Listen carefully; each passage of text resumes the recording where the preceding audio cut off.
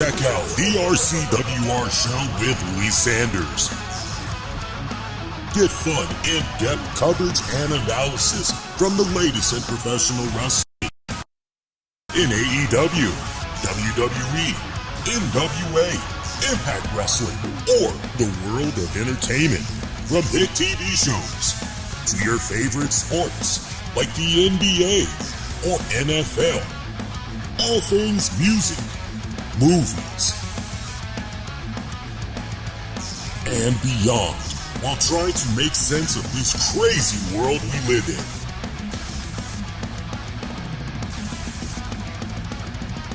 All while keeping it honest, insightful, and interactive since 2011. And now your host, live from the nation's capital of Washington, D.C., Lee Sanders.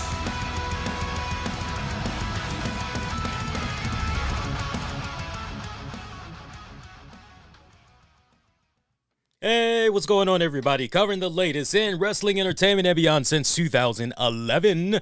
You are checking out episode number 1075 of the RCWR show. Lee Sanders here for this Monday night of January 29th, 2024. I cannot believe January, this first month of the new calendar year, is literally in the books. My God, 2024 for your man has definitely been going by super, super fast. I am not joking. I hope you guys had a fantastic weekend. Let me know what you did, if you did anything fun. Mine's besides the Royal Rumble weekend, which, by the way, I appreciate the many of you guys that had checked out the Royal Rumble post show, whether you had represented it live or you checked it out on demand to see what I had to say about the event. Maybe you had checked out the audio version on demand and downloads. Appreciate the love and the support.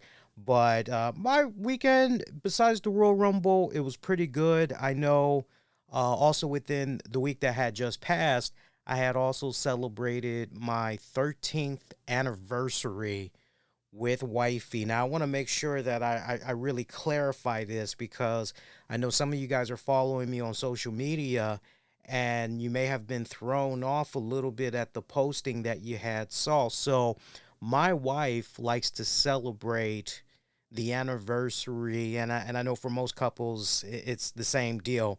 But I know in regards to my wife, she loves celebrating the anniversary of when we first started talking. Okay, so we had that respected anniversary. That was last week, and it was like, wow, 13 years. It's already been 13 years. That is just insane and everything. And 13 years ago, when we first started talking, and then our first date was actually in January. It was actually in January on the week that had just passed and everything. So it's been a yearly tradition. We always celebrate it. I know this year it was a little bit different for the Sanders household, because I actually had worked the day of that respected anniversary. But wifey was such a good pro about it. Her whole thing was, hey, look, I know you're juggling work. I know you're juggling a new semester of classes, so you know what? It is all good. Just keep doing you.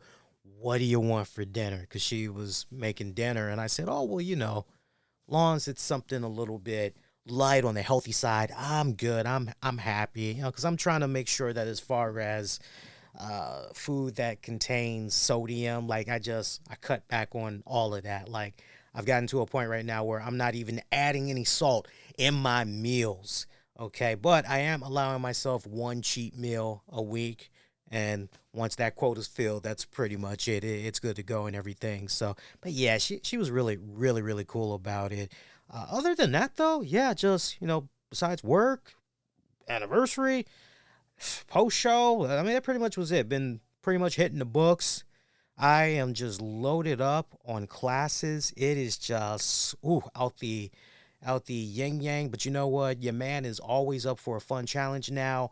I think I have an announcement to make. I just don't know if I'm going to be making the announcement here on this show. I know I had teased it last week, but I tell you what, I'll tell you guys the story, And then, we'll see what happens afterwards, but some of you guys may be like, well, hey, man, congratulations and all of that. Others may hear this and they may go, well, what does this mean for the show? And so I teased it last week, and that is as part of my internship for one of my classes. There's this couple. They have a really popular YouTube channel, and they need help from a video editor. And so I had a really fun, insightful phone conversation with the husband over the weekend. And it was just pretty much a filling out process on both of our parts, really, but mainly on his. Pretty much am an open book. Like, just ask me anything. Anything you want to know, go ahead, have at it. And the conversation went very, very well. And the way things had ended, it was basically, look, I definitely want to get you into a Zoom conference so we can show you exactly what you're going to be doing, make sure you're totally comfortable in the task that's going to be at hand for you. And then as time progresses, you get better and better with the tasks that we're giving you. We're going to add more to your plate. And it was like, okay, yeah, let's do it. Let's bring it and everything. So the way things had ended, he just basically wanted to circle back with one of my professors and, then get back to me. And then that's pretty much it. So as far as I know, and it is a job. So as far as I know, it is mine. I know he's supposed to be sending me some content for me to, also while I'm doing the whole Zoom training with him and all that. So I'm very excited for that. As soon as all of that officially materializes and I can start, hey, can I start promoting this on social media? Can I start doing press releases? And it's a big, big deal. I'm going on and on and on about this at the top of the show because these guys have a massive, massive following. These guys got over 300,000 subs. I BS you not. These guys got over 300,000 subs and counting.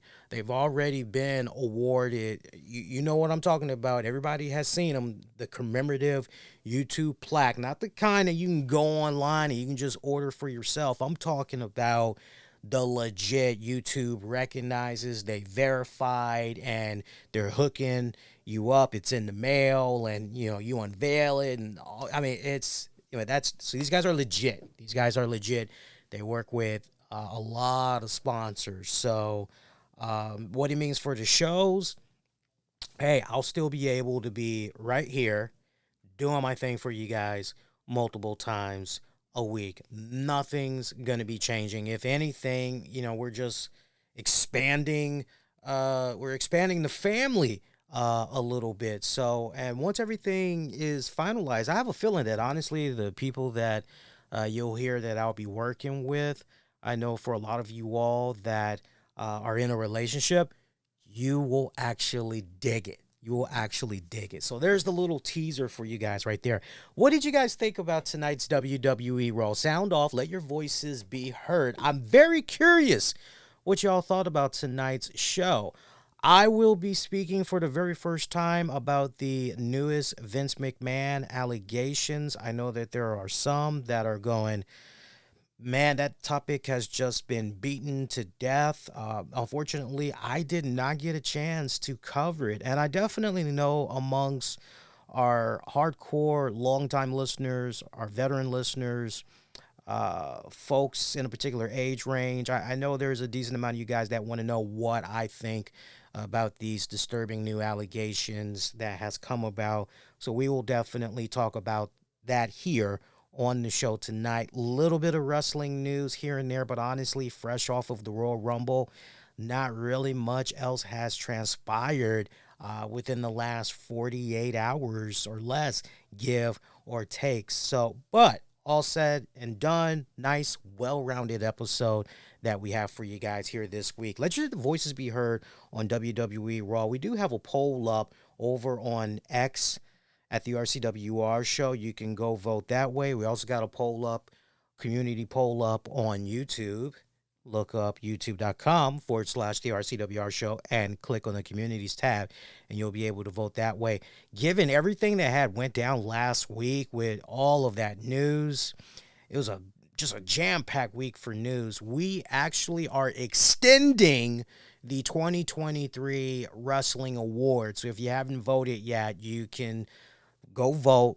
We've extended it by a whole week, and I made sure I had the right mindset. I asked the wife, I said, look, here's what I'm thinking. It's like, because I was ready to go. I had the computers loaded up.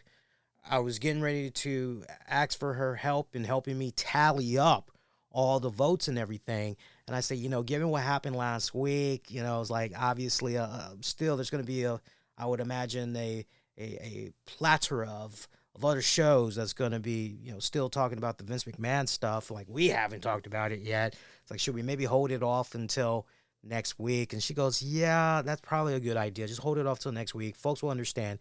Just do a one-time deal, extend it. So for those of you that's tuning in, you're thinking you're going to be hearing the winner for a copy of 2K24. We're not doing it this week because of everything that transpired last week. We will reveal the winner, and we'll go over the award winners all in the same show on next Monday's February 5th edition of the RCWR show, FYI, for you guys. Of course, one news just after the other. Let's deal with the most freshest, the most recent, because it bleeds into tonight's Monday Night Raw, and then we'll piggy on back from there. But CM Punk, we heard the rumblings that, what's going on with CM Punk, being said that he was injured. We see PW Insider jump out there. They're saying torn tricep. We're seeing a couple of other people jumping out there saying the same thing. And you're going, okay, really, what is truly going on here? And I saw some of the chatter that was happening in regards to CM Punk's performance at the Royal Rumble, whether it was colleagues of the podcasting world or just a student observer. I saw the complaints about CM Punk. People were saying, this guy, really? He's, 45, 46 years old, and he's out here. He's looking all gassed out. This guy looks like he has really no business being out here in the ring. He's blown the hell up, what the hell and everything. And, I saw these complaints, and the only thing I said when I looked at that was, well, look, age is definitely a factor, as CM Punk is 45. He just turned 45 not that long ago. But then the other thing is, you can tell me that CM Punk, or take out the name CM Punk for a second and just put in your favorite wrestler. They don't even have to be around the age of 45. Just take out the name CM Punk and you fill in whatever wrestler you want to be in that blank slot. It doesn't matter if it's a situation where it's WWE they're working in, or AEW that they're working in, or TNA, or name the promotion. You can swap promotions out as well, okay? Here's the whole point. You can do all the training you want at a performance center, at a training facility. You can lift all the weights you want. You can go to the gym multiple times. You can do all that stuff all you want. But when it gets right down to the heart of the matter, in-ring conditioning, how is it? We saw what happened with Dwayne "The Rock" Johnson, one of the last times that we saw him, and he was throwing it down in there with Jinder Mahal. That man blew up really freaking quick. Real freaking quick, that man freaking blew up. Okay? It was bad.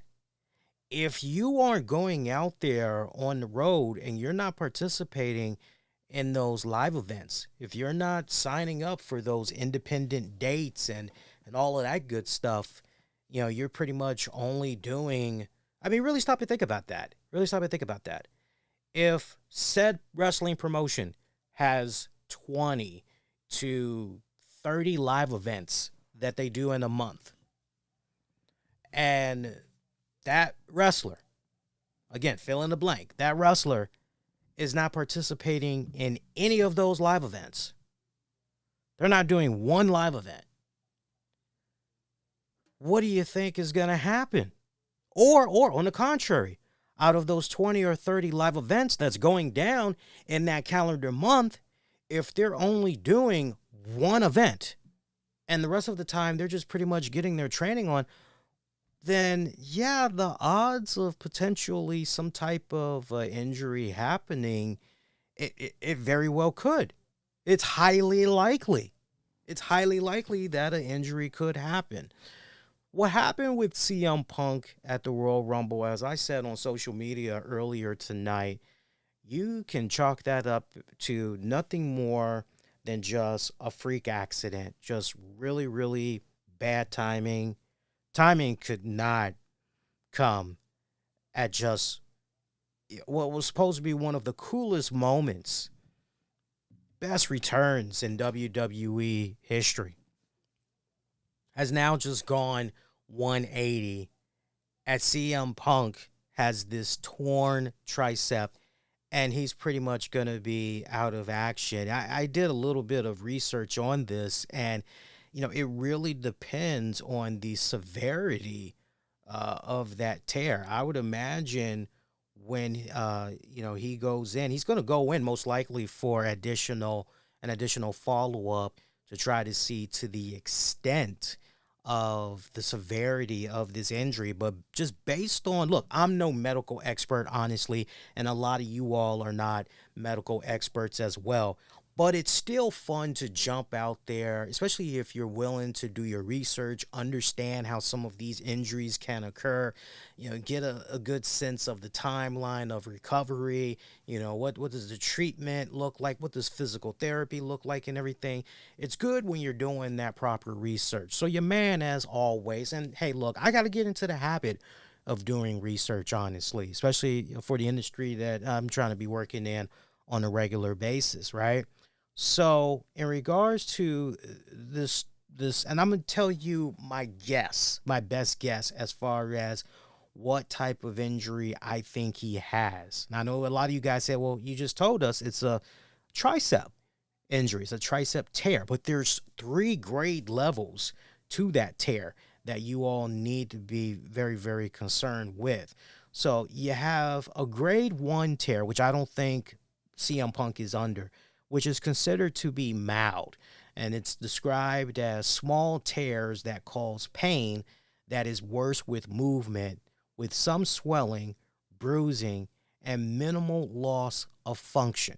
Now, some of y'all may hear that and you go, okay, well, that doesn't really sound too bad. That kind of sounds like bandage it up and you should be good to go.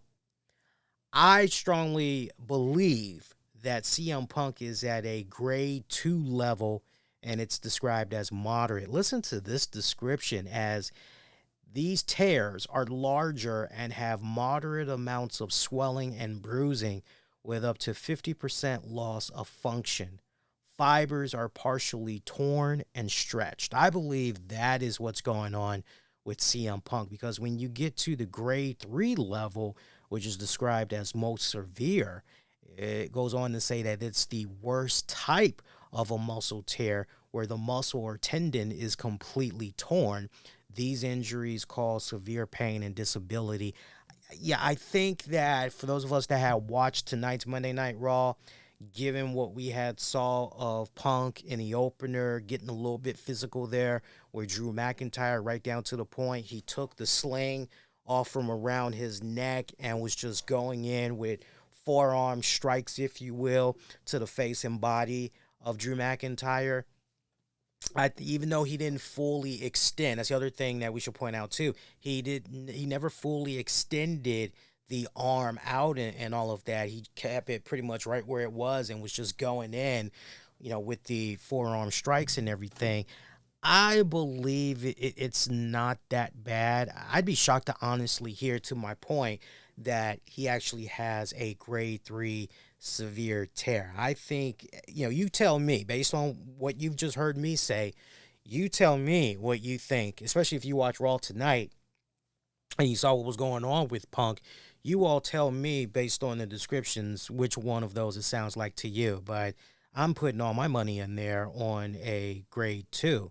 Now, let's talk about the recovery time and all of that. You saw a lot of people jump out there and say, oh, it's going to be at least 3 to 4 months before we see CM Punk again.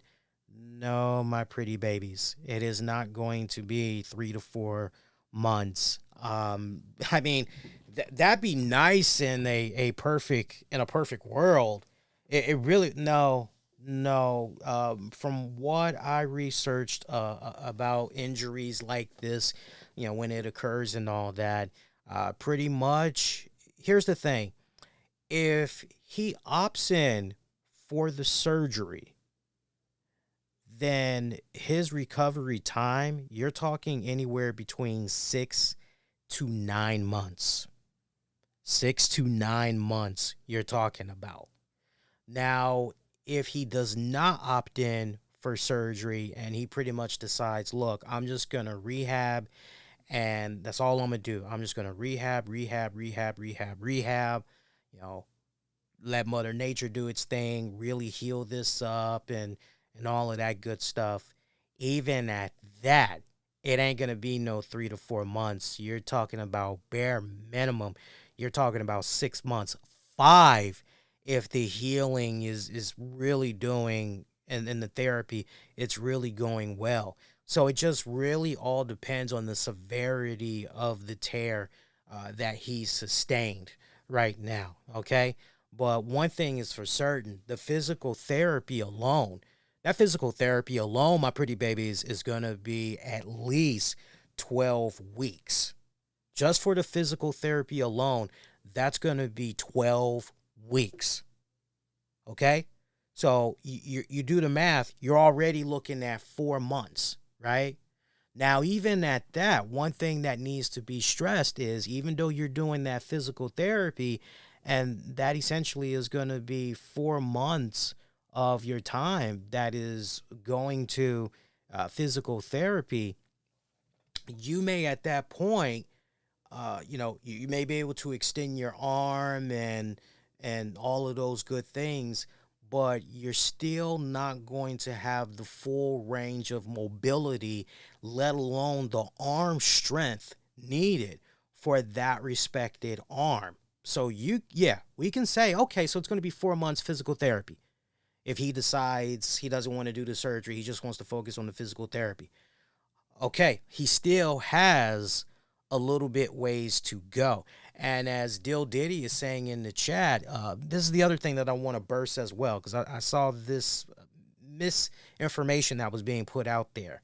In regards to the arm that is currently injured, that luckily, and I'm literally knocking on wood because my office desk here in the studio is made out of wood. Nice black finish, but it's made out of wood. I'm literally knocking on it for Punk. But there's this misinformation that's put out there that this is the same arm that he injured in AEW. No, it's not. This is the opposite arm, luckily. This is the opposite arm. So the other arm, as far as we know, that did get fully recovered and all of that good stuff. He is fine. Furthermore, when you do your research to try to understand, okay, how do these tears, how does this happen and all of that, basically it can happen when there is such significant force / trauma that is done to that part of the muscle that literally it makes the muscles shift in a direction that it's not supposed to shift.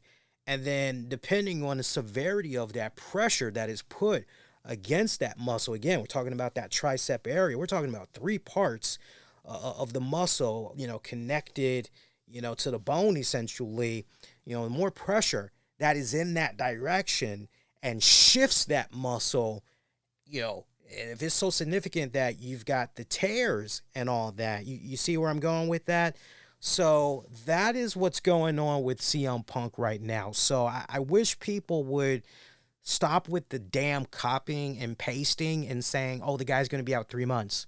Oh, he's going to miss WrestleMania, but he'll be back like the month that. Stop with that. It's actually going to be longer than that. Unfortunately, look, I'm the biggest CM Punk fan there is. Longtime listeners know this. But even I'm being realistic and I'm going, no, if we're lucky, it's January right now. We're lucky if Punk is back in time right before SummerSlam. and SummerSlam usually goes down, June, July, August. We're lucky if CM Punk is because I consider that to be early. I consider that to be early. If it's January right now, then you got February, March, April, May, June, July. July is really pushing it. I'm being realistic with myself. I am honestly looking at late July, maybe August is when CM Punk is gonna be back. And as I said on social media, it's a freak accident, nothing more, nothing less. And anybody that is salivating over the idea that good for that mother, good that he got injured. Yeah, that's what he get. He sabotaged himself out of AEW just to go back to WWE, or yeah, good for that traitor, and whatever other rhetoric folks are using online. Like, please go crawl in a hole and just wither away somewhere, right, for all eternity. Because, like, I don't care if I come across somebody I dislike, I despise. Hate is a strong word. I'm never going to get to that point where I hate an individual, because that's just taking it way too personal.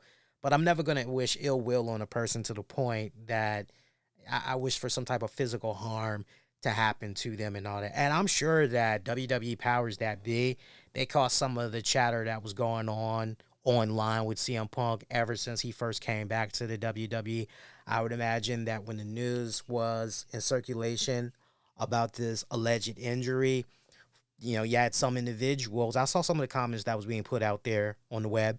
You had some folks that was salivating over it and everything. I'm sure that they took a lot of those elements and said, yo, this be kind of badass if we could kind of spin this in a way and put it on Drew McIntyre. And to WWE's credit, that's exactly how they did it here tonight. I loved it. By the way, the promo that CM Punk had cut, it's promos like that. That's what reminds you why you fell in love with CM Punk in the first place. Because what is it that I always talk about here on the show? I always talk about emotional context. What we need here is emotional context. And CM Punk delivered, he stays delivering that every single time. That's what made him one of the best there is in the world on that microphone. And that promo that he had cut tonight, man, I just couldn't help but get a little emotional hearing that promo of his, because I like how, and you know what also makes CM Punk's promos and what makes an audience connect to him so well is that he knows how to evoke emotion through his storytelling. And the fact that he was very realistic. I mean, he was really flying close to the sun in this promo tonight when he said, look, as far as main eventing WrestleMania, that just might be something realistically that's never going to happen for me. I know this is one of the main reasons why I came back, but it seems like, and I just love hearing him acknowledge that and essentially say, this could be that one unicorn that I'm just not going to be able to find and ride. Like that. That's probably the one thing I'm not going to be able to do this go round in my career. And it's kind of like, you know what? That's all right. I'm okay with that when it's all said and done. And then just when you thought that as far as the emotional context goes, we're kind of done right there. He brings up his friend Chad Gilbert. And then you're going, oh, that's an interesting name. Who is Chad Gilbert? Why should we care about this individual named Chad Gilbert? And leave it to the great storytelling, the storyteller that is of CM Punk, as he mentions the fact that, this Chad Gilbert person is somebody that is battling cancer. And he's got his kid, he's got his wife, and, CM Punk, every chance he gets, he's always going there, hanging out with Chad, and he's watching this man fight this very tough battle. This man is literally fighting for his life. And yet somehow Chad Gilbert always is able to remain in good spirits despite everything that's going on. And you're just hearing that and you're going, holy, it was, as far as emotional context goes, it was brilliant. As this basically led to CM Punk essentially saying, you know what's happening right here with my arm and all that, it's just a bump in the road. All I can do right now is dust myself off, go back, train harder than ever, rehab, and mark my words, I will be back. I will be back. And you're just going, yeah. And you know what? To CM Punk's credit, and I will give him credit. Remember, I was saying this to the wife the other day. I said, man, CM Punk looks so damn healthy looking. It's not even funny. And we were making jokes. This was long before we found out about his injury. We were making jokes. I remember I went on record. I said, man, you see how he was over there in AEW, and he just looked like this scrawny little dog that, looked like it was a little bit malnourished, looked like it needed a meal or two, needed a bath, needed some rest, some proper rest. And man, look what happens. You get him over there in WWE. He's eating real good, and he's. Now, I'm not saying AEW treated him. That's not. So please don't take it that way, especially you AEW fans. I know that there's a decent amount of you guys that, you go all over the place with your wrestling, and that's good. You like more than one wrestling promotion. That's good. But that's not any diss or shade to AEW. But no, it's like, damn, what's going on over here, right? It's like, well, I guess he found his motivation is what my wife had said. Like, I guess he really found his motivation. He's back home where he really wanted to be. That was her whole thing. Right down to the point, the bags under his eyes almost totally eliminated. I mean, the guy just looks very rejuvenated. He looks like he has really been busting his ass trying to take this second chance with the company to heart, really making the best of it and everything. So, I do believe that he will definitely be back. He still has that epic run in him, or 2 or 3. But if you're looking at how this all has transpired since CM Punk, isn't it sad when you think about it too, by the way? CM Punk came back in November. And I know he did the live event thing with Dominic Mysterio. They main evented that at the Madison Square Garden. You all let me know if there was maybe 1 or 2 other live events that he participated in. But, whether he did 1 or he did 3 or he did 5, you just go from that period when he returned all the way up to now. And just as far as what the general population has been able to see him do, I mean, really look at that and take that on a much bigger, grander scale of things, is the fact that, man, here we are. We got CM Punk at the Rumble. Here we are. We're finally seeing the guy. And you can't say WWE did not, and I don't see enough people bringing up this point, which is a very, very valid point. A lot of people are sleeping on this one. You can't say WWE was trying to look out for him by having him come out at number 27. Don't get any better than that. Hey, number 27, you're going out there. You ain't really got to do that much. Okay? Probably be out there for about 25 minutes, give or take, 30 minutes max. But, hey, you'll be good, right? Number 27. This was nothing more than a freak accident. Like I said, I wouldn't wish this on my worst enemy. So, speedy recovery to Phil Brooks, CM Punk. By the way, I appreciate the fact that he brought up the whole UFC thing. I was like, wow, the way that he was able to work that in there. He must have been looking at some stuff that was being said about him online. Because I know we were here that night when CM Punk had the UFC debut. And I remember being here on this show, and I said, yo, mad respect for him jumping. And I remember people going, mad respect. Man, please. I wish they did say man, please, but they used something else that ended in a A for affection, okay? But they were like, man, please. Negro, please. There you go. Negro, please. Or naysayer, please. Let me tell you something. Let UFC give me X amount of money. I don't care if I lose. Hell yeah, I'll jump on the bandwagon too. You'd be surprised. Some people, even if you were willing to open up the checkbook, some people are just petrified. They won't do it. They won't do it. And I remember when I was on that post show that night, I said, look, whether you like the guy or you hate him, you got to just respect the hustle. You got to respect the fact that, succeed or fail, this man is willing to go out there.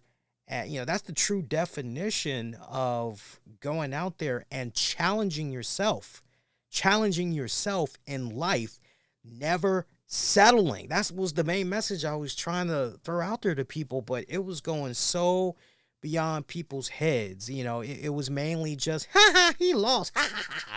Yeah, that pretty much is like, but did he really?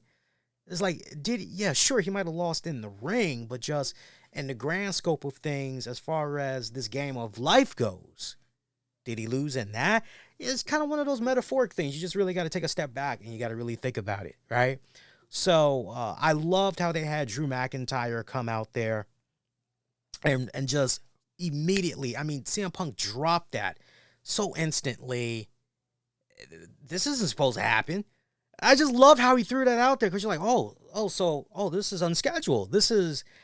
And for Drew McIntyre to come out there, you already know the MO. We've seen this from Drew McIntyre. Okay, somehow he is going to turn this to himself. He's going to, me. That's usually what Drew McIntyre is all about these days. Me. And sure enough, right on cue, Drew McIntyre, me, right on cue. But the line of the night by Drew McIntyre, Jesus Christ, that had me rolling on the floor. I'm not going to even lie to you guys. The fact that he said to CM Punk, I dreamed about this. I prayed for this. Basically, CM Punk's injury. And he got what he wanted. I mean, that Florida crowd, that Tampa Bay, Florida crowd. Shout out to the crowd, by the way. Good crowd tonight. A little bit more energetic all throughout the night than what we had at the Rumble, if I'm being perfectly honest. No, hey, just telling it how it is, folks. But I love that line by Drew McIntyre. Just hilarious. And Punk coming back and essentially saying, you know what? I'm just going to go home. I'm going to rehab. I'll be back. I will main event WrestleMania, basically next year's WrestleMania. But the first thing to accomplish on the checklist, basically he's coming for Drew McIntyre's behind. And it's pretty much led to the two of them brawling and everything. Drew McIntyre getting the best of him, but coming to the rescue, Sami Zayn. Nice little spot right there with Sami Zayn. That pretty much has set up the main event match for tonight's Raw, which was Drew McIntyre taking on Sami Zayn. That actually was a fun main event match for the most part. And keep in mind, everything that I just told you that went down during Raw, that was all within the first hour, and that first hour was commercial free. So that's pretty good. Nice thing that they were able to do there with the USA Network and everything. But let me see if I got this straight. We couldn't go into a little bit of overtime tonight because Armageddon, they did their season finale last week or the week prior. And so you've got no new original USA programming after Raw. We couldn't just wait. And I know before anybody says, yeah, but WWE, they got to pay. I hear you. I hear you on that. But I'm just saying, USA couldn't be nice and just extend, we had to end that bad boy promptly so everybody can watch Iron Man 2. Like, who doesn't have Iron Man 2 access by now? Who hasn't seen Iron Man 2 by now? Because, literally, I will hook them up, with a digital copy or something.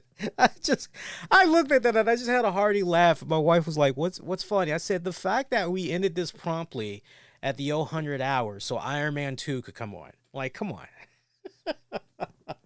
Oh, my God. It was just Drew McIntyre's streak is alive when it comes to facing Sami Zayn in singles matches. You thought that maybe we were getting a spoiler right before Drew had went out in his match against Sami because he was interviewed. I forget the girl's name backstage, but he basically tells her, hey, I've beaten Sami Zayn. Let me see how many times. And Sami has beaten me. Yeah, that's right. Sami has beaten me a fat 0. Well, that streak is going to continue tonight. Hit my music. I enjoyed this main event match. Crappy for Sami since he just recently came back, because I actually thought Sami was going to pull an upset here. But look, if the name of the game at the end of the day is to continue to push this, honestly, a dickish version of Drew McIntyre, a butt-hurt, sour-face, patch-face kid version of Drew McIntyre, I am all for it, man. I love it. I freaking love it. Drew McIntyre right now, he reminds me of that bully. And everybody knows what I'm talking about. Whether you were the victim of that bully or you had a friend that got bullied by that person, or maybe you were the bully at one point. You've obviously grown out of that phase, but maybe you were the bully, right? That one bully that is jealous of everything that other kid has, okay? I know for me, in my case, when I was growing up, between junior high and high school, I was friends with this kid named Victor. I'm not going to say his last name, but I was friends with this guy named Victor. And there was this one particular bully. His name was Lomax. I won't say the first name, but his last name was Lomax. And every time Lomax would come around, he'd look at me and he'd go, "What's up, Lee?" And I say, "Oh, you know how it is, man. Another day, trying to make another $1. Yeah, I hear that. And he'd look at my friend Victor. And Victor, what's up with you, man?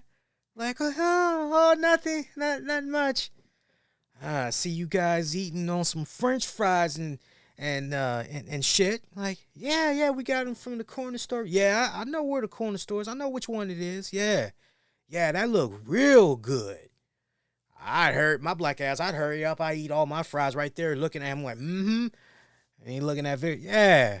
Hey, Victor, won't you give me some money so I can go get me some French fries and shit? And Victor, I don't have any. Yeah, sorry about that. I don't have any money. And Lomax, I BS you now one time, broad daylight. Lomax somehow got my friend Victor on the ground,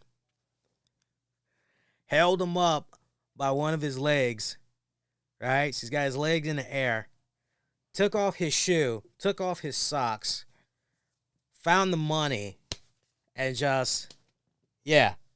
Now, some of you guys may say, "Lee, what the hell were you doing during all of this?" I literally was talking. I mean, Lomax was this wide, big. This dude should have been playing football. Seriously. I tried talking to the dude. I'd be like, "Hey, man, Lomax, lay off the dude, man. Come on. He ain't do you no wrong, man. Come on. Let the young kid be, man. He needs that money, man. The boy's got to eat. Let the boy be." And Lomax would tell me straight up, "Lee, if you know what's good for you, you going to mind your business, dog, because otherwise I'm coming for you next." And I was too fast for Lomax, because Lomax already knew if he tried that with me, 3 things was going to happen back then. 1, I was going to run.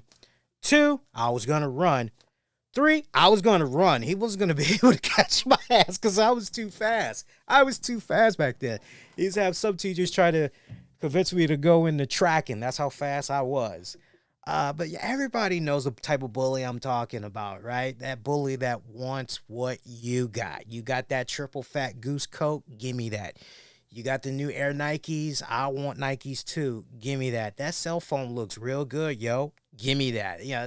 That was Lomax. So I like what's going on. For me, when I look at Drew McIntyre right now, Drew McIntyre is Lomax, the bully, right? Who's going to be that mofo that's going to put Drew McIntyre in his place? Maybe it might be Jey Uso. Who knows, right? But something's got to happen with Drew on the road to WrestleMania there. I can't wait to see how they navigate those waters. I know we got one more PLE we got to get through before WrestleMania, and that is the Elimination Chamber, which is going to be, what is it, Australia? I think it's going to be in Australia. I know it's going to be outside the United States.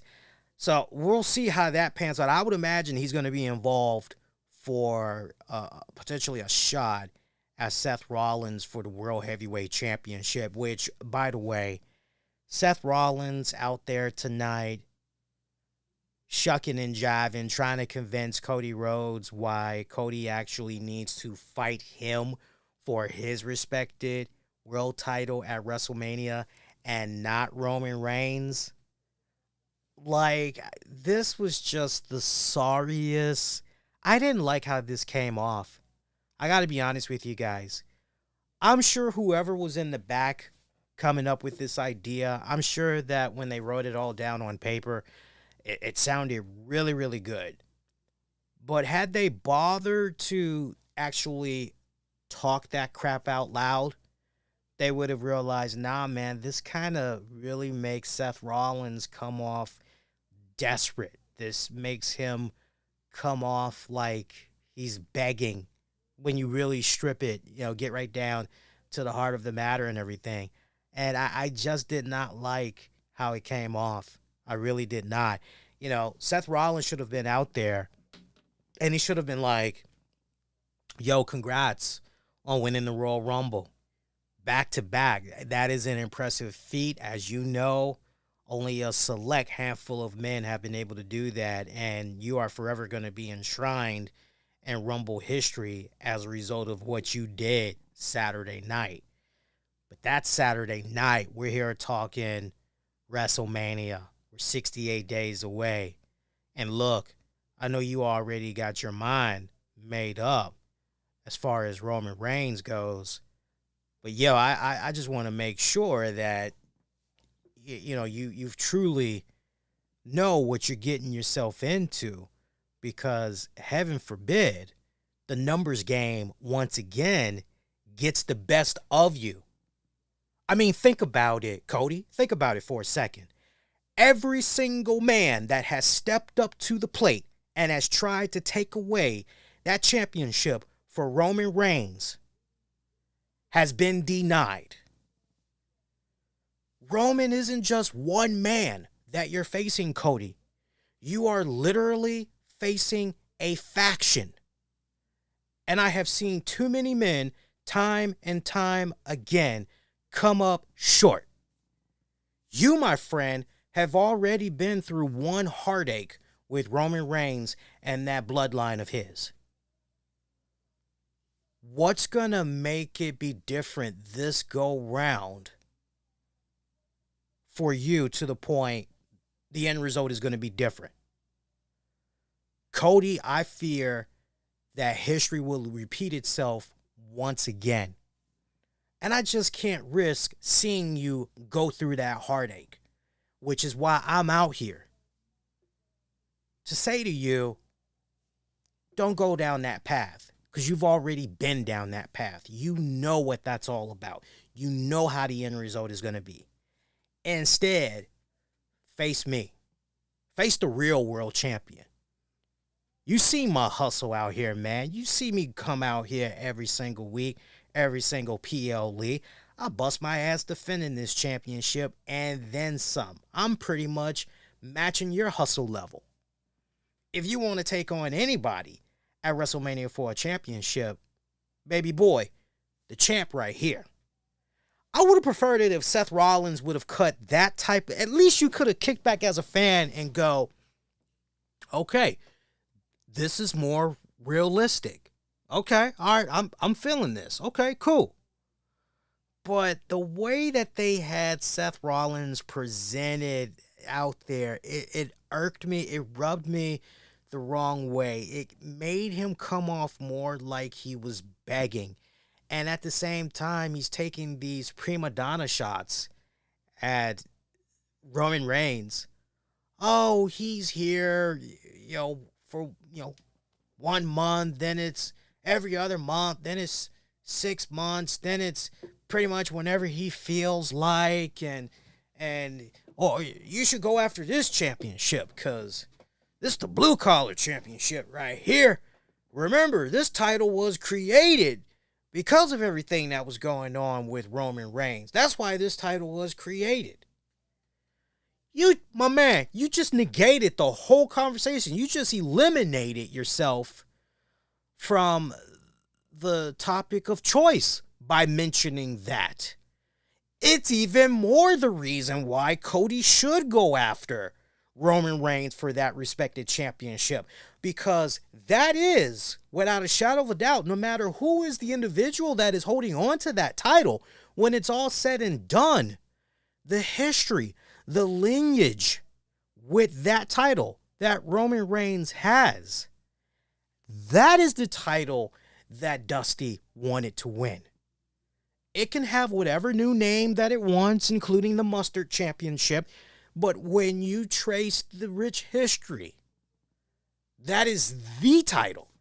So yeah, the way Seth Rollins was presented and in the game, the weak game that he was spilling out there, wasn't a fan of it. I've told you guys time and time again, I love Seth Rollins' in-ring work. But as far as strip away the theme song, just strip that away and just focus on the promo stuff, and it's weak. It's weak sauce. I'm not feeling it whatsoever. Not feeling it whatsoever. So, I know, they're going to tease it. Cody's going to think about it and all that other crap. Like, there ain't really nothing to think about. Seriously, there ain't really nothing to think about. We need to stop faking when it comes to that. Bayley was out there tonight celebrating over the fact that she won the Rumble and basically letting it be known she's coming after Rhea Ripley. But Rhea Ripley making an appearance. I wish she would have had a title defense at the Rumble. It would have been nice, but it's all good. Rhea Ripley coming out there before she could even retort to everything Bayley was putting out. Blindsided from behind by Nia Jax. I mean, just mauled to death. Loved it. I loved every minute of it. What was that? 3-4 leg drops that Nia ultimately gave to Rhea. Oh, man. Badass. Are you now seeing how she's slimming down? My girl Nia Jax. Kudos to her, man. Seriously. Kudos to her. She's slimming down. Looking great. Looking great. Take that pressure off them legs, as I always say. Looking great, though. Phenomenal. Marvelous. Marvelous. Stunning. Stunningly marvelous. Anyway.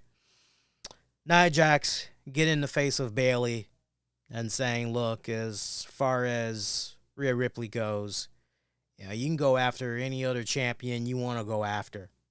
That's your right as the Royal Rumble winner. But, when it comes to Rhea Ripley, well, sorry, baby. She ain't making it to WrestleMania. So, obviously, Nia Jax looking to put a serious monkey wrench there. Just so funny when I saw that because I'm going, wait a minute.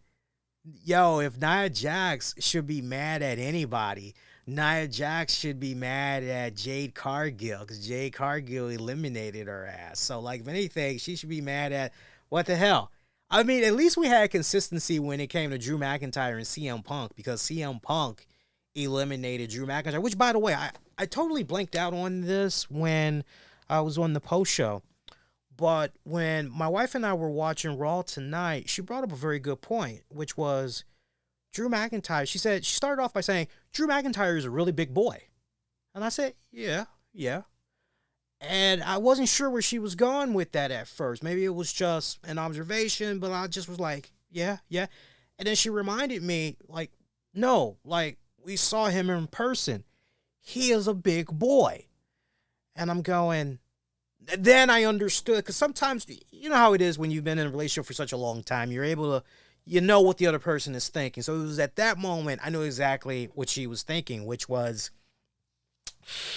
CM Punk probably didn't have any business trying to pick him up or do whatever else as far as ultimately what happened with the tricep tear and all of that. Because I'm serious, if you've never been to a WWE live event, I will tell you, for the record, and I know other people that have been to live events, they'll back me up on this. TV does not do Drew McIntyre justice. Don't do Randy Orton justice either.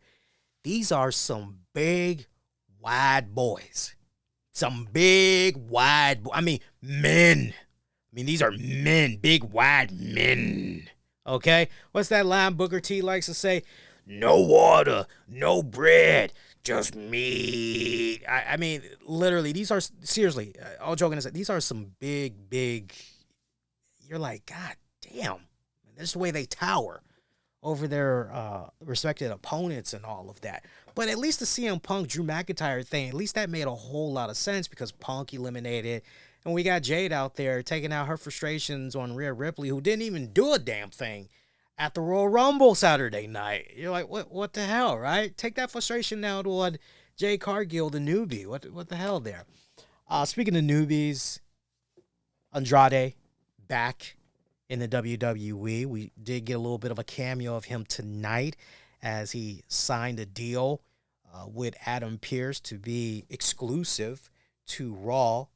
Nick Aldis came in. He thought maybe he was going to be able to present a handsome package to Andrade, try to entice him to maybe come on over to the Blue brand, but Nick Aldis was beaten to the punch as Adam Pearce was able to secure Andrade.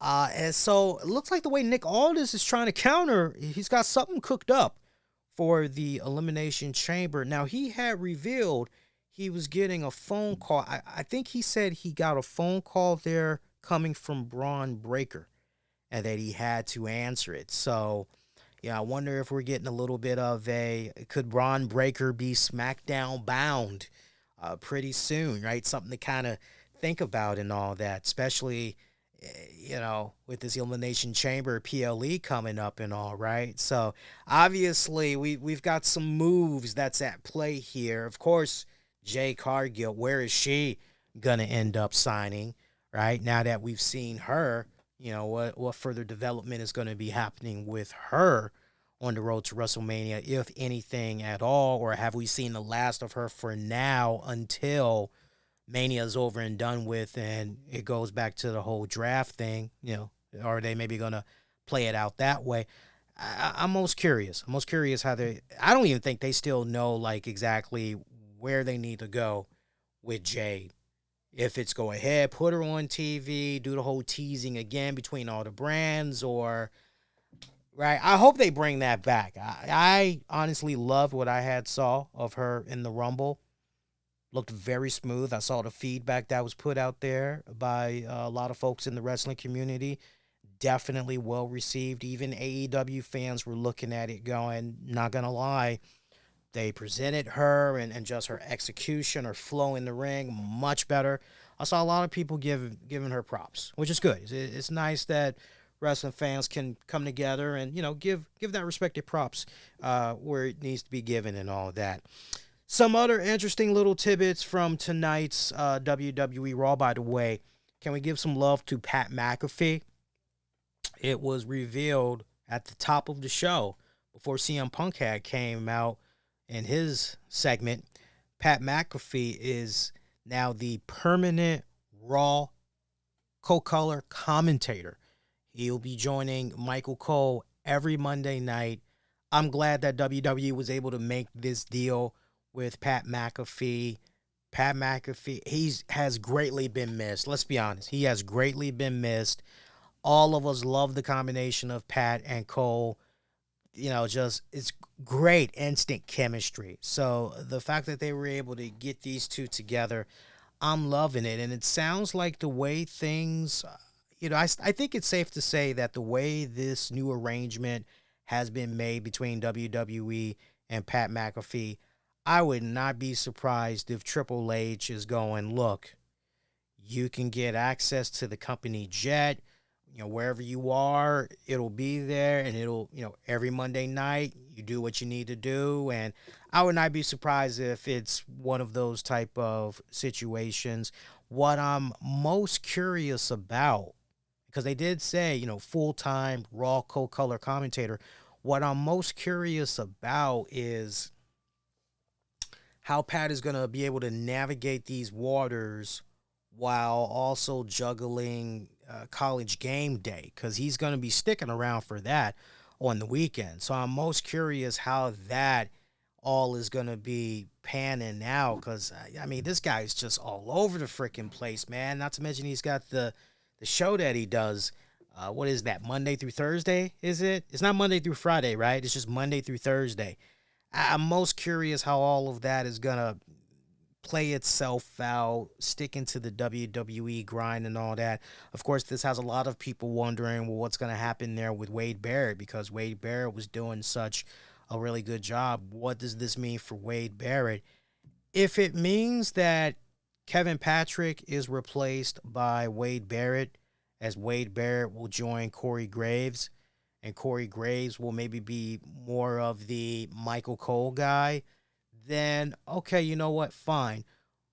But if we continue to get the Corey Graves we've always been getting, and now it's just here, Corey Graves and Wade Barrett, here you go, then you know what? That could work as well. Some people feel that maybe Mauro Ranallo this go round will be back into the fold.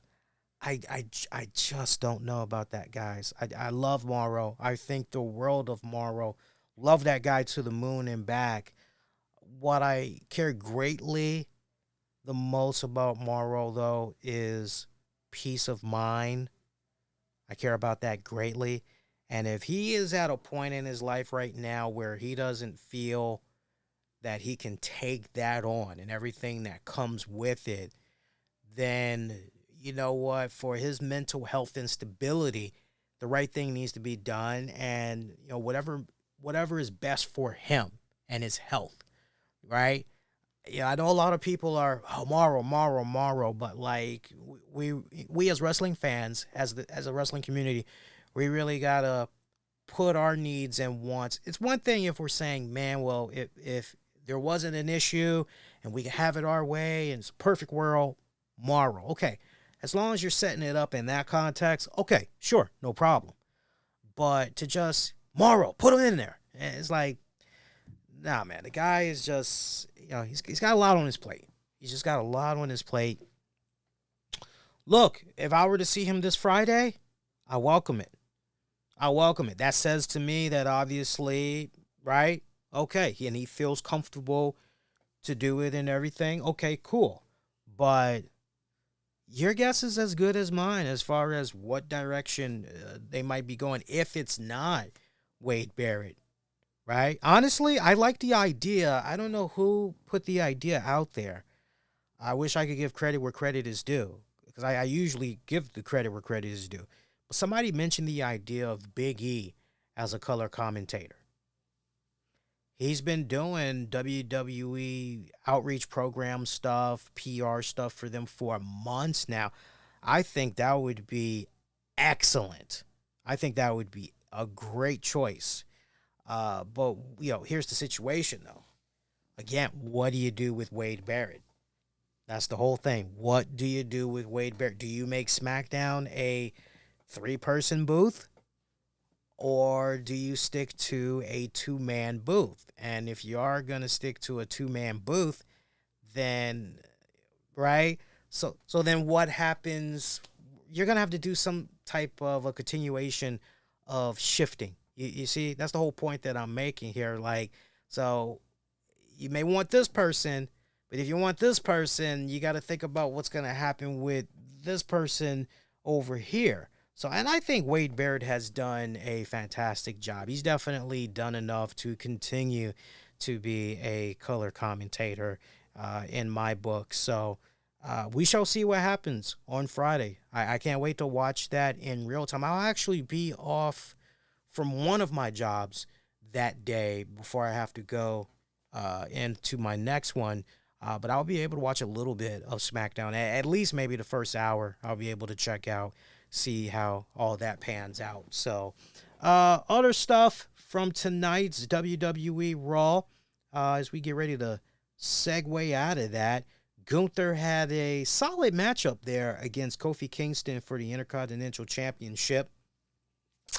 About almost a 15-minute match.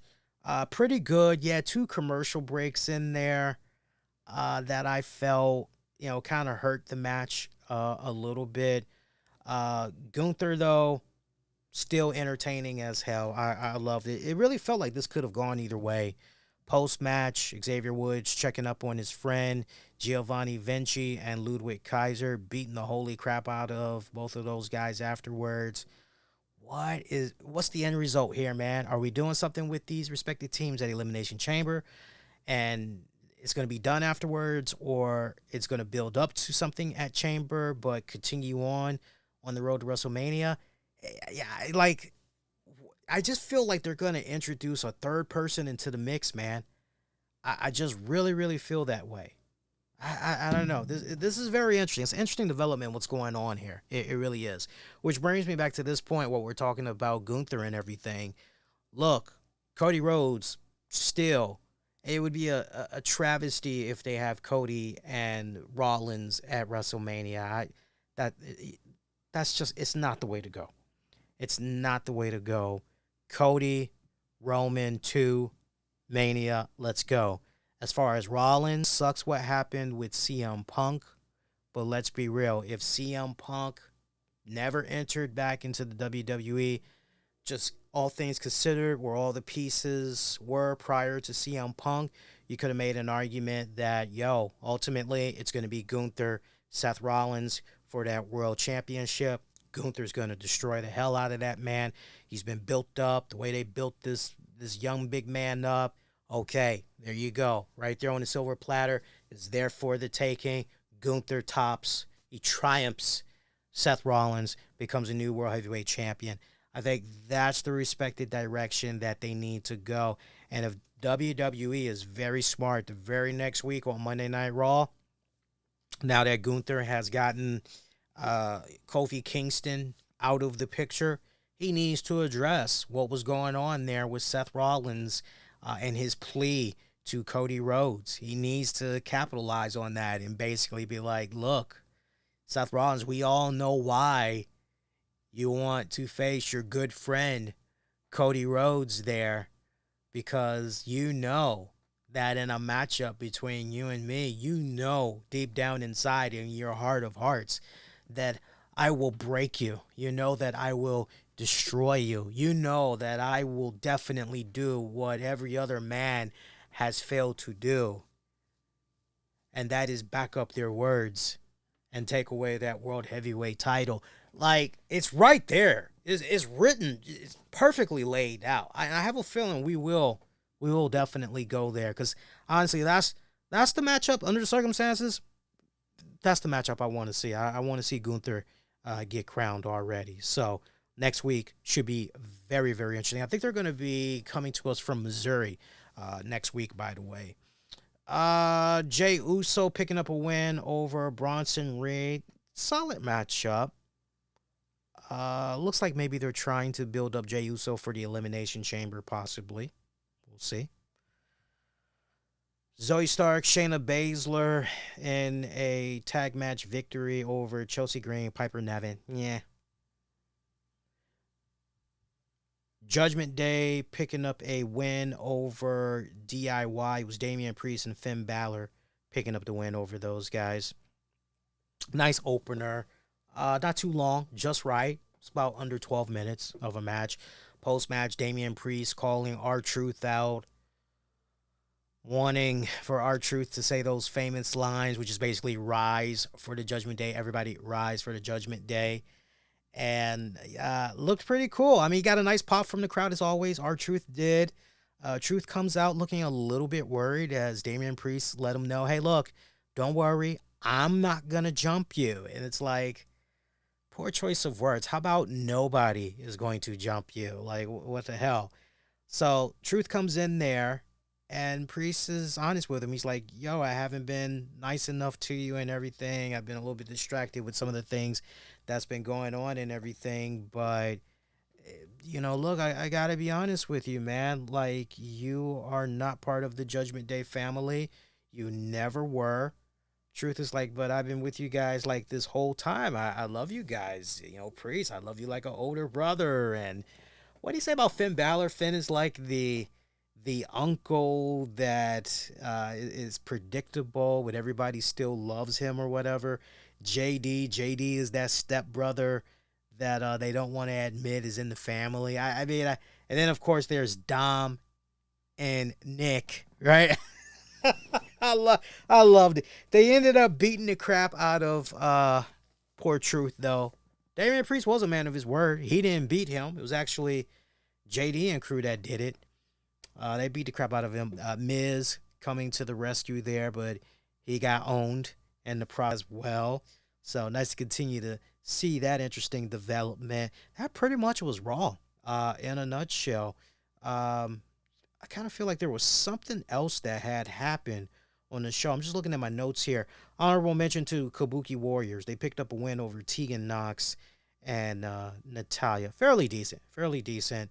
But high on the energy was tonight's edition of Monday Night Raw, coming off the heels of what all had went down with the Royal Rumble, and then the buzz on CM Punk, what was happening with him. Nice development there in the Kofi Kingston Gunther match. Love the continuation of dickish Drew McIntyre. The CM Punk injury. Cody Rhodes, he's in that fourth quarter now of his story. How is that going to end? Right? We got a little bit of a Paige Turner development. If you even want to call it a development there, by that curveball, that alleged curveball that Seth Rollins threw his way.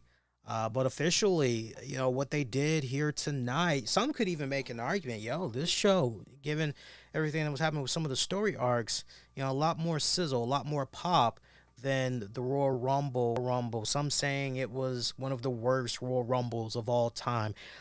You know what? Those are some pretty strong words. I won't say it was a really bad Royal Rumble. What I will say, and I'm literally echoing the same words I had said on the Rumble post show, which is this, and that's, as far as most memorable Royal Rumbles, yeah, this is not even in that conversation.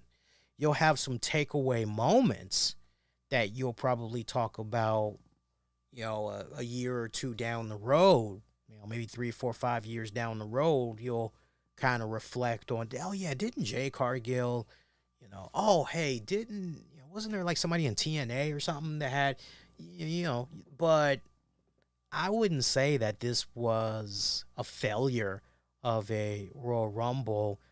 The fact that all of your biggest buzz and hype came from the women's Royal Rumble, that's just, right, all the buzz, all the hype, like everybody was really talking about that. That's not good. The fact that you did not have any male surprises, I mean, real surprises. It probably would have been cool to see Sean Waltman, right? Would have been cool to see that.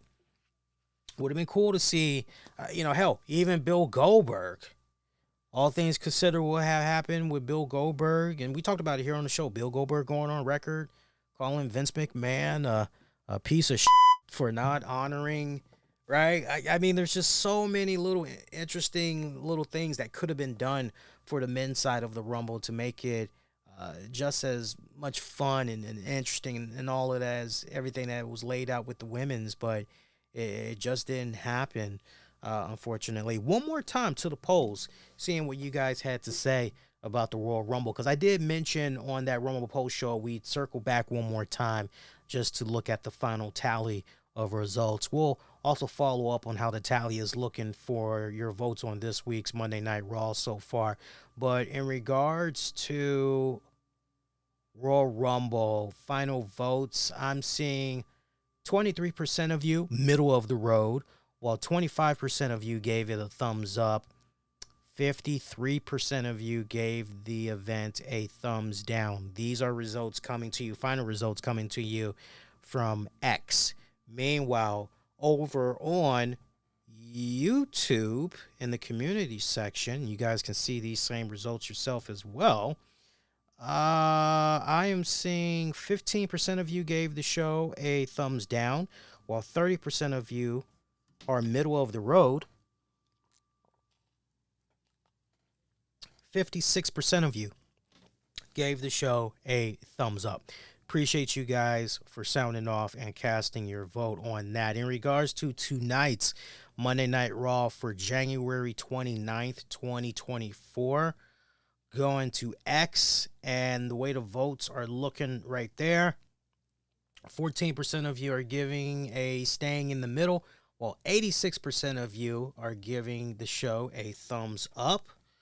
Over on YouTube, I'm seeing 100% of the votes coming in so far giving the show a thumbs up. So we're in the 86 to 100% range here. So keep the votes coming. For those of you that have heard them, the voting continues for the next 24 hours for those of you interested.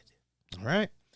So I did watch the NFL games from over the weekend. We'll get into the Vince McMahon stuff because I haven't talked about that yet. We'll get into that in just a hot little bit. I did see the games from over the weekend. So Super Bowl is all set. It's not going to happen this week. It's going to happen the following week. Because remember, this week is the Pro Bowl game. And the following week, it'll be the Super Bowl. So your Super Bowl teams this year is going to be the 49ers going up against the Kansas City Chiefs. I had polled you guys once we knew who the final two teams were going to be for this year's Super Bowl. And I asked you guys straight up, hey, now that we know who's in the Super Bowl, question has to be asked. Are you watching? And final results from X, I mean, we're all over the place. I gave you guys multiple options, but here's how the final tally is looking. 11% of you said, yes, I love the Chiefs. So basically, you'll be watching the game. You'll be watching it because you love the Kansas City Chiefs. 17% of you will watch because you love the 49ers. 22% of you only care for the Super Bowl ad. So you'll be watching, but just for the Super Bowl ads. And then top dog, 50% of you said you won't be watching the Super Bowl because as far as you're concerned, the Chiefs will win again. Thus, no reason for you all to watch. I hear you all. I hear you all. Now, I'm looking to see if I had extended this over on X, and it doesn't look like I did. So apologies to our YouTube community. I'll definitely get you guys in on the next one, though. Sometimes it's nice doing an exclusive poll because I make sure, like, I don't always like to on both platforms. Sometimes it's nice to just have one poll that's exclusive so everybody can. But I do recognize the fact that also not everybody has X. Not everybody wants to hop on X and everything. But given everything that I had saw, I got to say, I'm greatly disappointed with the Lions. I thought Lions for sure was going to go in there. Some very questionable calls in that game. The going for the fourth down and all this talk about the analytics. It's like, bump the analytics. There's been a lot of talk of analytics these past couple of seasons. Bump the analytics and let's talk more about, okay, what is it that our eyes are telling us? How does the team look? Okay, can they do it? Do they look like they can pull this off? Or, do we need to rely on the kicker? Or, what?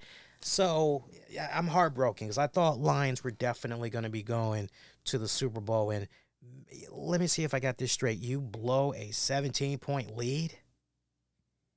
You blow a 17-point lead and you let this team in the 49ers, you let them come back. And I just was like, wow. I'm not convinced, though. Everything that I saw over the weekend, I'm not convinced that the 49ers are going to. This is going to be a lump-sided game. If I were to give you guys the final score right now, I think it's going to be 40-19 Kansas City Chiefs over the 49ers. 40-19. That's how I'm looking at it. That is how I'm looking at it. I am watching this year's Super Bowl strictly for the commercials. That's all I'm interested in is the commercials. So, by the way, if y'all know in the chat, post it real quick. Who's doing the halftime show? The few times I've been checking out these games, and I have no clue who the hell is doing the halftime show this year. Have they announced it? Is it official, or we still don't know? Because normally it would have heavily, been promoted by now. So the fact that I don't even know who's doing the Super Bowl halftime show, I'm a little concerned. about that. But if they made the announcement already, sound off, let me know, because that would definitely be much appreciated. All right, as far as other little tidbits of news goes, shout out to my girl Lufisto. Lufisto's Women's Wrestling Syndicate is set to debut on February 4th. Remember, that's going to be taking place in Montreal, Quebec, February 4th. Shout out to my Canadian listeners out there. Yeah, we got bad love out there from Canada, from the good folks over there in Canada, especially Quebec, Canada. Shout out to you guys. Looks like seats are available at $20. That's pretty damn good. Limited space, concessions, and merchandise will be available. So for more information on that, make sure you're following the Women's Wrestling Syndicate promotion all throughout social media. You can get at them on WW Syndicate. Again, WW Syndicate all throughout social media. So hopefully they're looking into some type of way to be able to stream that through Fight TV, or what's the other one? Independent Wrestling. You know exactly the one I'm talking about. Maybe they'll have it streaming through that. Because I definitely would love to represent and check that out, see how that all plays out. By the way, don't forget this Friday, all 8 episodes of Love and WWE, Bianca and Montez, will be dropping on Hulu. My wife she's seen the trailer of it the past couple of weeks, and she loves Bianca. Thinks Montez is really cool. But she loves Bianca. She's like, they're a cute couple. I said, yeah, they are. Like, they make a really cute couple. She wants to watch that series, and I must admit, even she admitted, like, this looks more interesting than Ms. and Mrs. So, but yeah, that's gonna be dropping on Hulu this Friday, and it looks like there are some synopsis information, little details out on all 8 episodes here. Shout out to the good folks over at PW Insider. Check this out. Episode 1, beginning their road to WrestleMania, Bianca defends her championship at the Royal Rumble while Montez hopes for a show-stopping performance after returning from an injury. Bianca gets pressured to start a family. Second episode, after Bianca sends mixed messages about wanting to have a baby, she and Montez begin to look at their options. Montez takes a big risk at Monday Night Raw in hopes of raising his profile. Episode 3, while training for a fitness competition, Bianca struggles with some old demons. Montez is conflicted over the idea of performing as a singles competitor and leaving Dawkins behind. Bianca's parents visit and worry that she is taking on too much. Episode 4, Bianca offers to make Montez's in-ring gear for Elimination Chamber, the biggest opportunity of his career, but tensions run high when her hectic schedule gets in the way. Bianca finally finds out who her WrestleMania opponent is. Episode 5, Montez performs at the Elimination Chamber with hopes that the performance will stamp his ticket to WrestleMania. Bianca reconnects with her childhood best friends and gains a perspective on having children while maintaining a career. Episode 6, with her WrestleMania opponent set, Bianca plans for her entrance by traveling to Los Angeles. Montez gets good news and pushes Dawkins to work outside his comfort zone. When they are finally together, it's time for a serious conversation. Episode 7, Bianca and Montez arrive at WrestleMania and must juggle a hectic week-long event with pressure from their family. Montez performs at Friday Night SmackDown the night before the biggest match of his career. Bianca starts to feel ill and stressed. And the final episode, episode 8, at WrestleMania, Bianca fights for a higher purpose and looks to cement her legacy while Montez attempts to stand. Comes off like every other reality show is, that's out there and everything. But I mean, look, since this concept was first introduced over 20 something years ago, there's an audience for everybody. There is. What's the one joint you got that's running around right now on that We network? I think it's called Women's Entertainment Network. But Love After Lockup. I find that series to be so fascinating. The way people are able to just gravitate towards one another. How this person hooked up with this person through emails, pen pals, dating site, or whatever, and don't care that that person is in incarceration, wants to deal with this person, wants to have dealings, relations with this person, right down to the point wants to marry them. That is a fascinating series, I must admit. So you got stuff like that, and of course, what I've mainly been getting into as far as like reality shows goes. I don't know if you guys are into it, but I've mainly been getting into all the To Catch a Predator shows on whichever National Geographic channel it is. So like To Catch a Smuggler Peru, To Catch a Smuggler, I don't know, Canada. I watch all them joints, and it's so freaking hilarious watching all these people when they get busted. They are innovative as hell. Like, I watched one episode where they put like about maybe, God, I couldn't even speculate, but maybe they had put in there about 50 to 100 bricks of cocaine and like this big old machine, and they welded the hell out of it and everything. And I don't know how they got tipped on to it. The customs. I don't know how they got tipped on to it, but if you first see it, you're going, wow, like, well, that doesn't look like something out of, the ordinary Red Flag. It just looks like, why is this coming through customs to be shipped? Like, this, something that, that's the only thing that's kind of eyebrow raising for me, but I'm looking at it going, I don't think there's anything there. And man, these guys, they were diligent, and they opened up a little piece, and they went to another section. They found some powdery substance, tested it out. It turned into that turquoise color. That joint said, oh, we got a hit. And the rest was over. I've been getting into those. I like shows like that. Been getting into that as of late. It's good stuff. I highly recommend it. Good stuff. All right, so other than that, as far as some other wrestling news goes, I think that's really it, honestly. Honorable mention to, WrestleCon lineup. I'll bring this up again in a couple of weeks, but the WrestleCon lineup, remember, WrestleCon is going to be going down in Philadelphia, much like where WrestleMania is, but WrestleCon is going to be happening from April 4th through April 7th.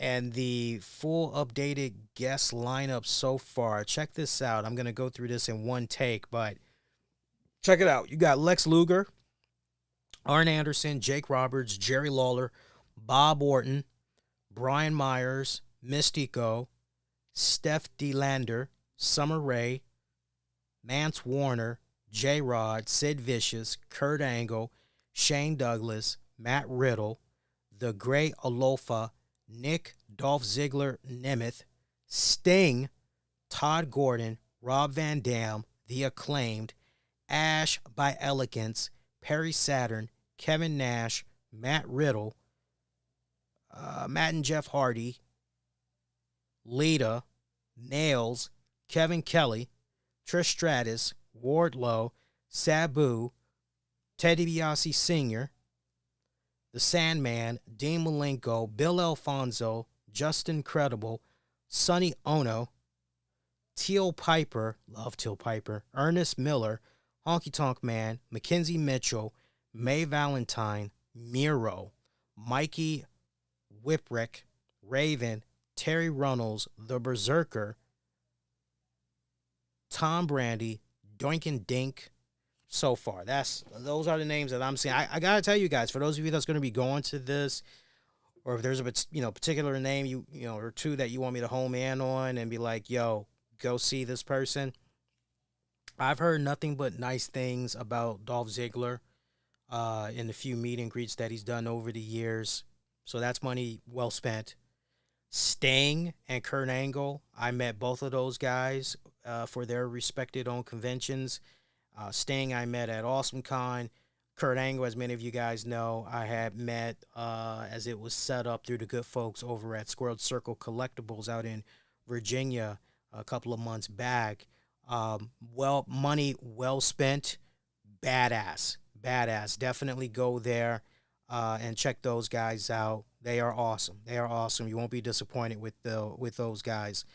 I'm just looking at the rest of the names here. You know what? Jerry Lawler was cool too. I know I've had my jokes about Jerry Lawler and all of that. Maybe he's in different spirits now. I know I shared with you all my experience of meeting him at AwesomeCon, many years back. But for the most part, it was decent. So Jerry Lawler, I would say do that one.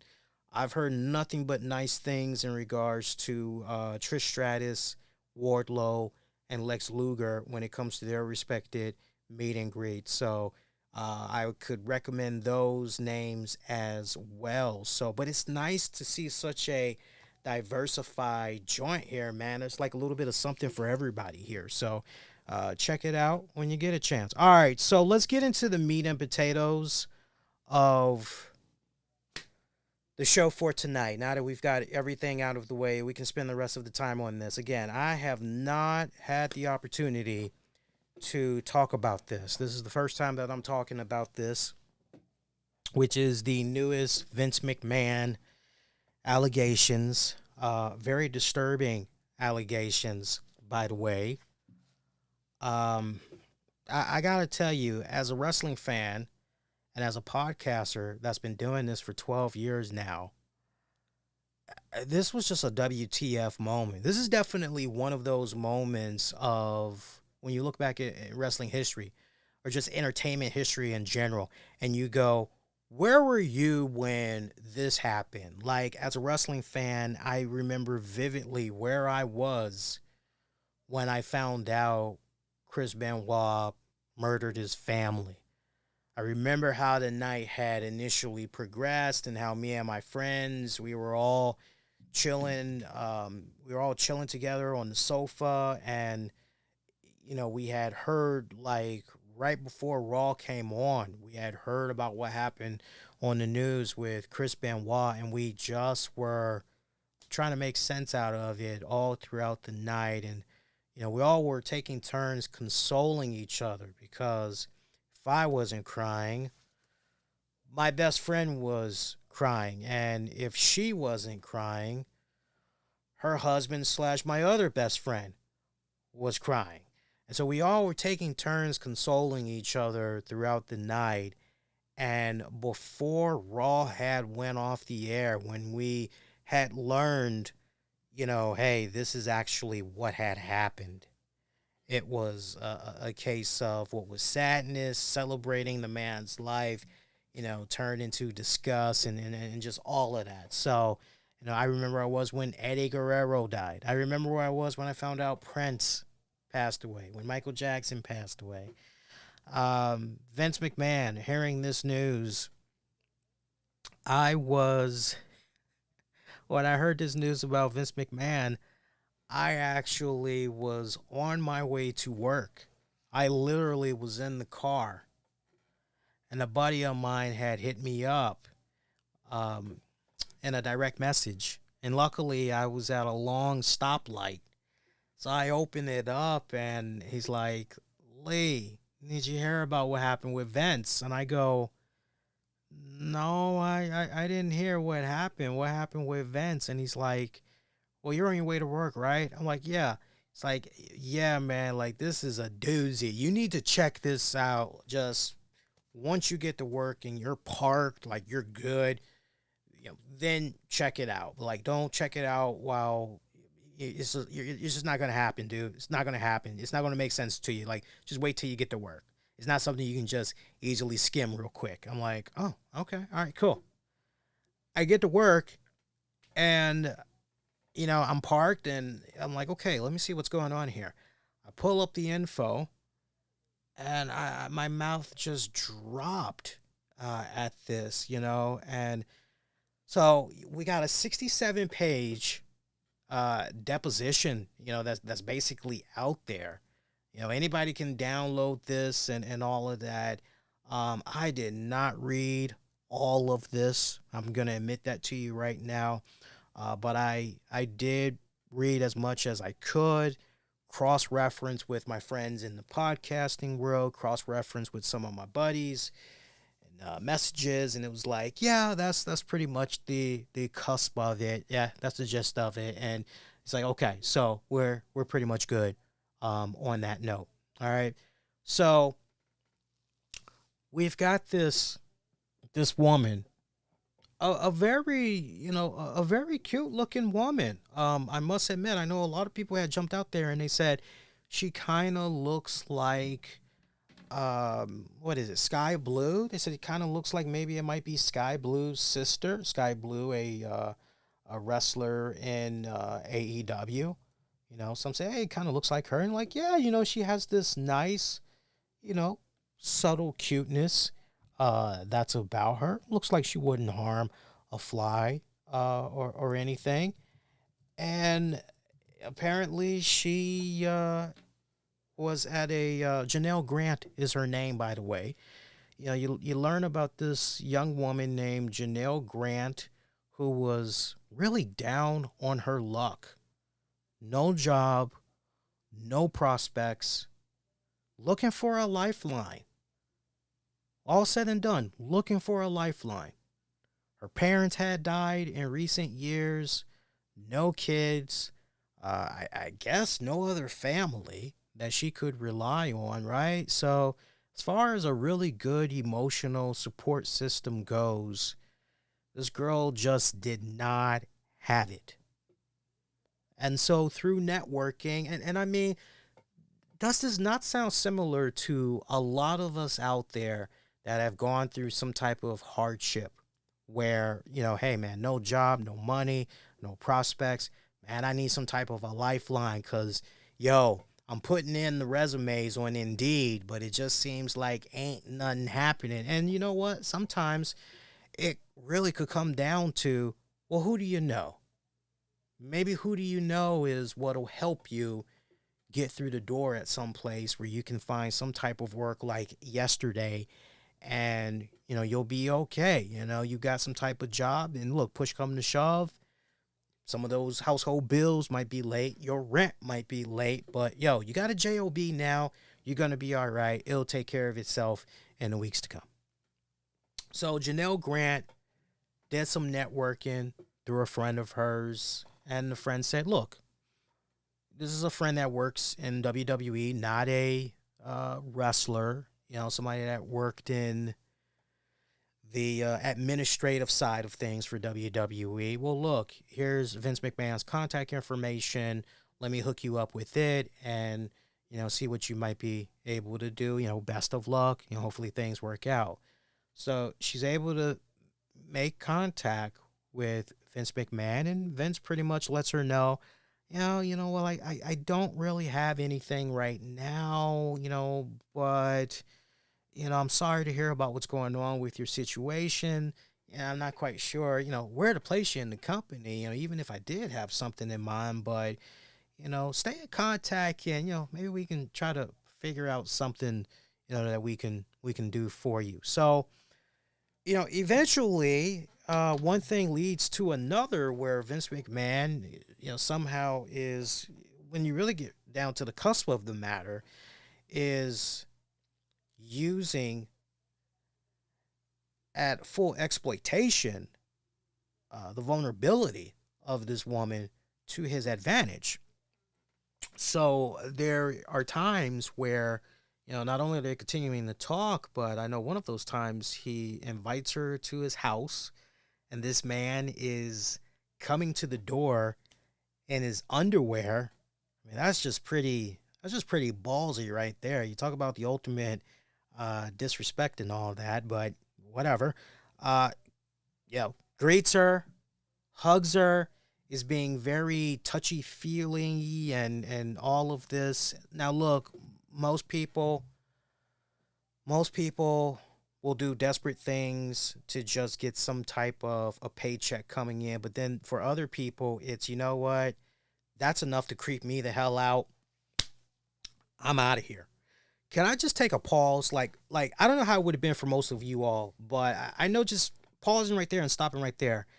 Guy comes to you in his drawers, and y'all ain't kicking it like that.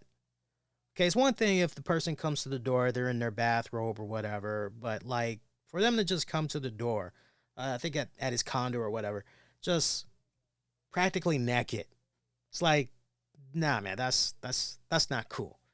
I remember when I was in my late teens, I was around 18 or 19. I was looking for a place to live. And I know back then, I can't really speak on how they operate today, but I know way back then it was a case of, okay, well, do you have, when you're trying to rent a room, basically, do you have the first month's rent and do you have a security deposit? And the security deposit, would either be half of the rent or, it would equal to your rent. That way in the event you decided you wanted to move out, and at least they had that little emergency money that they could use by themselves whatever proper time they needed and all that. I remember I went to this one apartment complex that I had saw an ad for in the paper. Back then this was like on Craigslist. Stay with me here. This links back to what I'm talking about here, the main topic at hand. All makes sense. So I go and, I meet this guy that, has the place for rent and everything. I actually meet him on the corner of a CVS in the DuPont Circle area in DC. And he's like, hey, Lee. He was like, he's like, Lee? I'm like, yeah, I forgot his name. We'll just call him George. I'm like, George? Like, yeah, hey, nice to meet you. It's like, yeah, the apartment complex is right over here. And I'm like, where? He's like, oh, it's just right across the street right here. I'm like, oh, wow. Like, it's a nice neighborhood. Nice neighborhood, nice apartment. Everything was just nice. Okay? Nice neighborhood. Plenty of, look, this was one of those type of neighborhoods. If it was 3, 4 o'clock in the morning, you'd be just fine. So he shows me the apartment, takes me up and everything. And, he's like, yeah, you're going to like it here. It's really, really cool. So he opens the door. This is an older white man, by the way. This guy was probably in his mid-60s. Probably in his mid-60s, all right? So, he's like, yeah, so you're looking to move in ASAP, right? I'm like, yeah, the sooner the better. Really appreciate it. I'm just trying to, get something squared away so I can just focus on my studies. And, I needed a place like yesterday, basically. So, sticks the key in the door, go in, and it's just a goddamn efficiency. It's just an efficiency apartment. Now, for our younger listeners out there, basically an efficiency, it's pretty much like your stove, your refrigerator, your kitchen, your living room, like everything is just in one room. You want some privacy? Where there's a little tiny little room off to the cut that's called the bathroom. And typically that's going to have a tub. You're lucky if it might have a shower head. You're lucky. But it's an efficiency apartment, right? Now you know why it's called an efficiency. So I'm like, this is it? I'm like, wow, well, this is great for me. Yeah. Oh, I could put my computer right here. I could. And he's like, oh, yeah, you don't understand. I live here too, so you would actually be sharing this space with me. I'm like, wait, 2 people sharing an efficiency? I'm like, there's really not much room here, definitely, as far as privacy goes. And he's like, oh, yeah, but we're 2 guys, so, it's okay. And I'm like, I suppose. I'm like, yeah, that's a good point. Now, I'm telling you this story. Here's the main hook of it. Again, I'm like 18, 19 years old.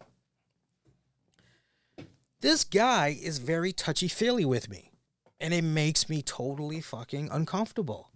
This guy, at one point, he is, first it's patting me on the shoulder, then it's rubbing my shoulder, then I feel his hand get, lower to the point where he's now patting me on my ass.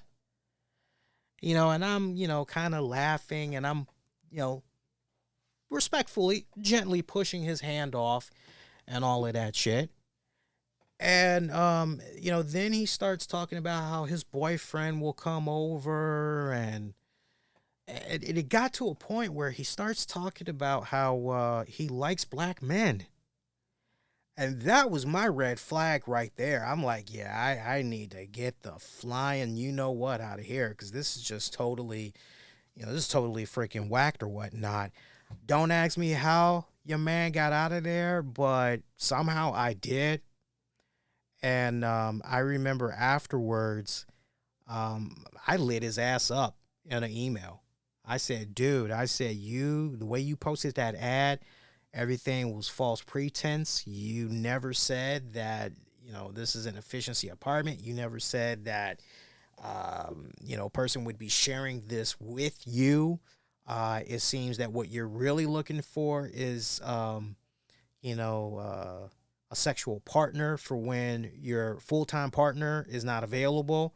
Looks like you're looking for some threesomes and all kinds of shit. I bust them out in the email.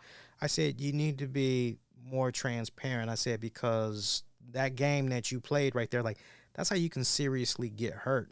Because I was seriously thinking about calling the police on this guy, but I didn't.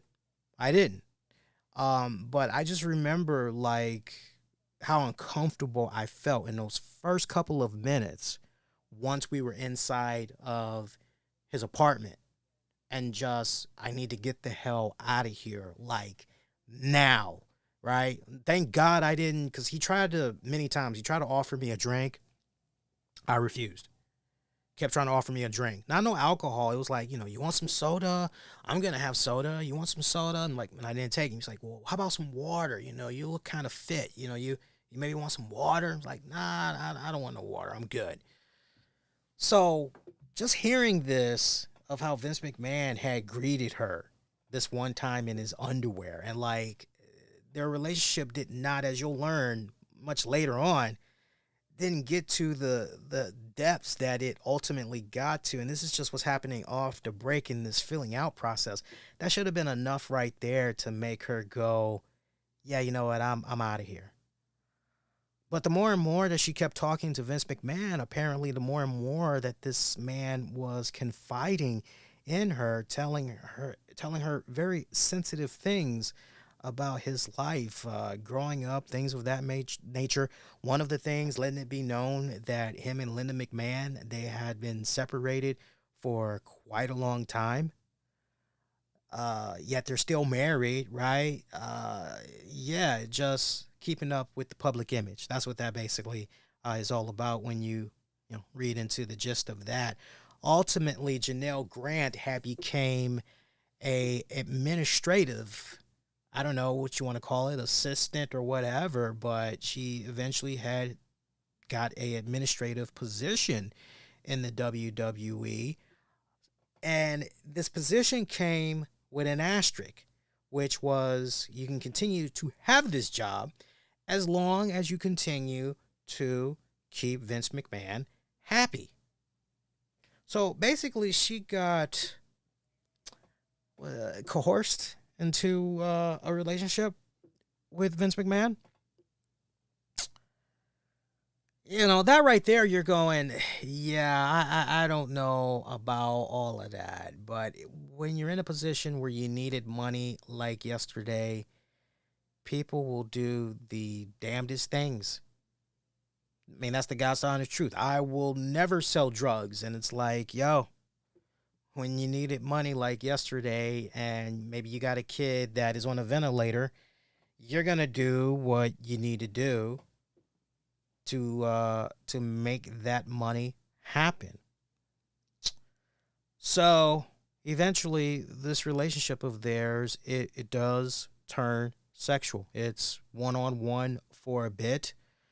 But then as we later find out, according to the deposition there is a WWE employee number one that is ultimately introduced into the mix, where They basically engage in threesomes and all this loveliness, right? This WWE employee number one is described as the second most feared man besides Vince McMahon, unless you want to put Jerry McDivitt into the mix as well. May 18th, 2019, there was an encounter with Vince McMahon where Janelle Grant felt that she was trapped and placed in a impossible situation where Vince McMahon performed oral sex on her and then followed up by penetrating her. She didn't want it.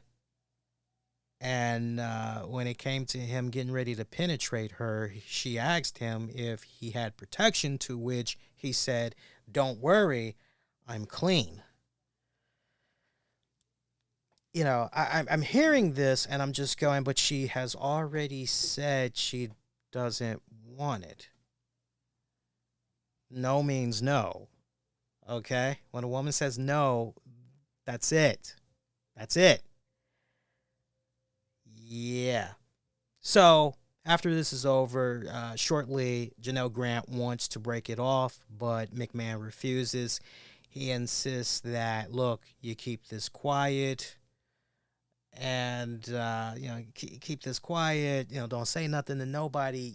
Yet, on the same flip side to this man is able to get this woman to take pictures of herself in uncompromising positions, record videos as well to send to him. And what does this man allegedly do? This man allegedly shares these pictures and videos with any and everybody that is willing to give him the time or day. At one point, he showed it to multiple people that's part of the WWE technical department. You're just going, what the hell is going on here? Doesn't stop there, as McMahon had regularly verbally degraded her, and also insisted that he wanted to see her in a position where they are having sex with each other in front of WWE superstars, in front of other WWE superstars. From here, the sex between the two, it starts to get rough to the point that she is beginning to receive injuries. McMahon, probably one of the most disturbing things in here, and I definitely believe that this woman is not telling any lie right here. This was the real eyebrow raising moment right here. McMahon was using sex toys on this woman. Now what's the big deal in that, right? There's no big deal in using sex toys. Well, when the sex toys, dildos and all that, when you're giving them names, that's when it is just, okay, what are we doing here? Because remember what I just said. He wanted to see her in a position where they're having sex with each other while other WWE superstars are watching. And eventually he gets to this point where he says to her, look, I want to see you. I'm not going to repeat some of the colorful language that was used in this, but he actually starts naming some of these dildos after WWE superstars. Now, of course, Brock Lesnar, Jesus. This guy, a lot of people are under the impression he is part of this whole thing because at one point in this deposition, and remember, this is a civil suit. Some of you guys may be hearing this and you're going, okay, what's up with criminal charges? That could be coming. The reason why we know all of this stuff right now is because this woman has decided to not just sue Vince McMahon, but I would have mentioned, I wouldn't be surprised if also mentioned in this is John Laurinaitis, who we'll get to in just a hot little bit. We already kind of referenced him before there, but there's just the turnover rate. You remember the scene and Godfather at the end when Michael Corleone just takes care of all his enemies. I mean, that really was his calling card in all three, but really the first two. When you look at the first two Godfathers and just how he took care of business, I would imagine there's going to be somewhat of a similar hit of, yeah, this person's terminated when this really, really blows up when it's all said and done. But a former UFC heavyweight champion, former WWE heavyweight champion, was supposed to be involved in the mix of one of these things, as one of the videos that this woman took was of herself urinating. And this was sent to Vince. Don't worry, it's not an update. It's just letting me know you got a Windows Defender summary. Anyway, but this footage was sent to Vince, and Vince sent it to this. A lot of people are thinking Brock Lesnar. Sure as hell ain't Cain Velasquez. But a lot of people are thinking Brock Lesnar. And something was supposed to happen involving, allegedly, Vince. Allegedly, Brock Lesnar, right? Even though his name's been you kind of put two and two together. You go, it's Brock. Come on. But Brock was too intoxicated, so he was not able to make it to the Menage a Trois. So instead, Vince and Janelle Grant went back to wherever, and sexual escapades commenced. And one of the dildos that was used,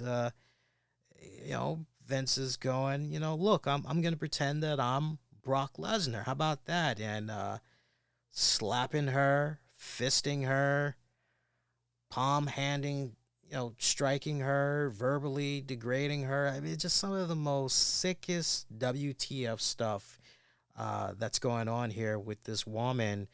You hear about this, and the more and more that you dive deeper into this, you're going, this is like you're taking advantage of somebody that is already in a fragile mental state of mind. And now you are just cutting them down to size. You're making them feel insignificant. You're making them feel worthless, right? No value, right? Like their only purpose in life is to serve you. Do as you wish, do as you command, and all this other crap.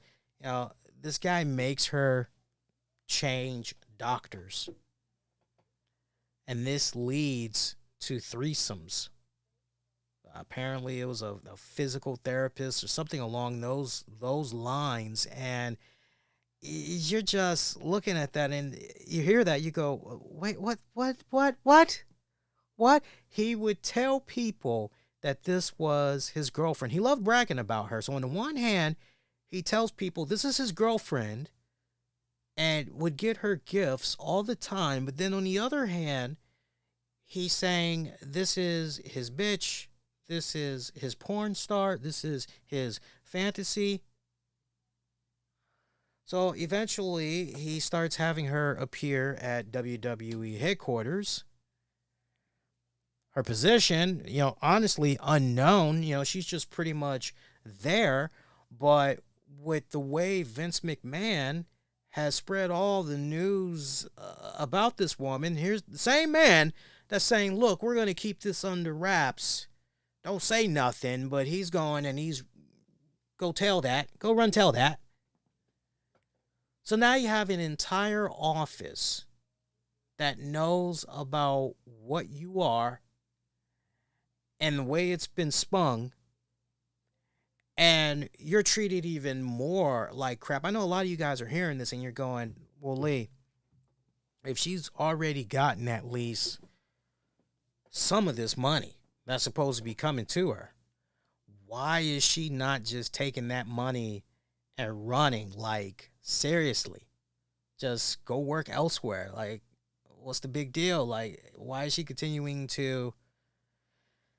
Man, I think, honestly, speaking as somebody who as a child witnessed, and this is the context where I can really connect with what's going on with this woman here, because I have the insight that other people, and there's no diss to them, but I have the insight that other people just don't. I was witnessing day in and day out my mom being beaten up by, at that time, her boyfriend. I mean, thank God it wasn't my dad. My dad was raised better than that. But, they didn't work out. And so, she went through a period where she dated different men. And, there's one guy that she dated, he started off, much like Vince McMahon, started off really sweet, really kind, said certain things, opened himself up, built upon that emotional context that I like to talk about, right? Was able to slide right on in there in the head and everything. And, one thing leads to another. What starts off as a nice, warm, friendly, friendship, it blossoms into a relationship. And then how are things justified with my mom when she starts seeing this guy do drugs? Oh, it's nothing. It just livens up the mood. Hey, don't knock it till you try it. I've been doing this for years and I'm able to function okay. No issues whatsoever. Have a little bit of coke. It ain't going to hurt you. It's not going to do anything to you. Takes a hit, gets addicted. Next thing you know, it's like one thing just leads into another. I'm watching this woman that gave birth to me. I'm watching her get slapped around. I'm hearing it in another room. I'm asking my mom, why are you continuing to go through this? You deserve better than this. I know. I know. Okay, well, what are you going to do to separate yourself? I'm saying this as a little kid way back, years ahead of my time. I'm able to see that this is not right. That what's going on here is wrong. You're not talking about something that just, in 24 hours, we are talking about something of a mental breakdown. We are talking about, look at it like a jigsaw puzzle, if you will, right? Like, how you are, but when that person comes in, they're introduced. Your ways of thinking, your right and reasoning, right? They just start chipping away at that complete puzzle of your brain. Logic, reason, common sense, they start just chipping away. And whatever they are introducing, right? Right? And, how much willpower do you have, right? If you're already damaged, if you already are feeling kind of, worthless to a certain degree, if you are already feeling like you have no self-value, if you don't love yourself, brothers and sisters, it's easy for somebody to come in due time and step all over you. And that's exactly, I think a lot of people were really missing the mark on this big time. And it was really infuriating. It was really pissing me off because I saw with my own damn two eyes firsthand what can happen with an individual that is alone, that has no friends, that has no family, and lets somebody into their life pretty much turn their whole world upside down. And now once, what once started off as a strong, independent, vibrant woman now becomes somebody curled up in a fetal position in a corner, contemplating their purpose in life, whether or not they should continue to be existing on God's green earth.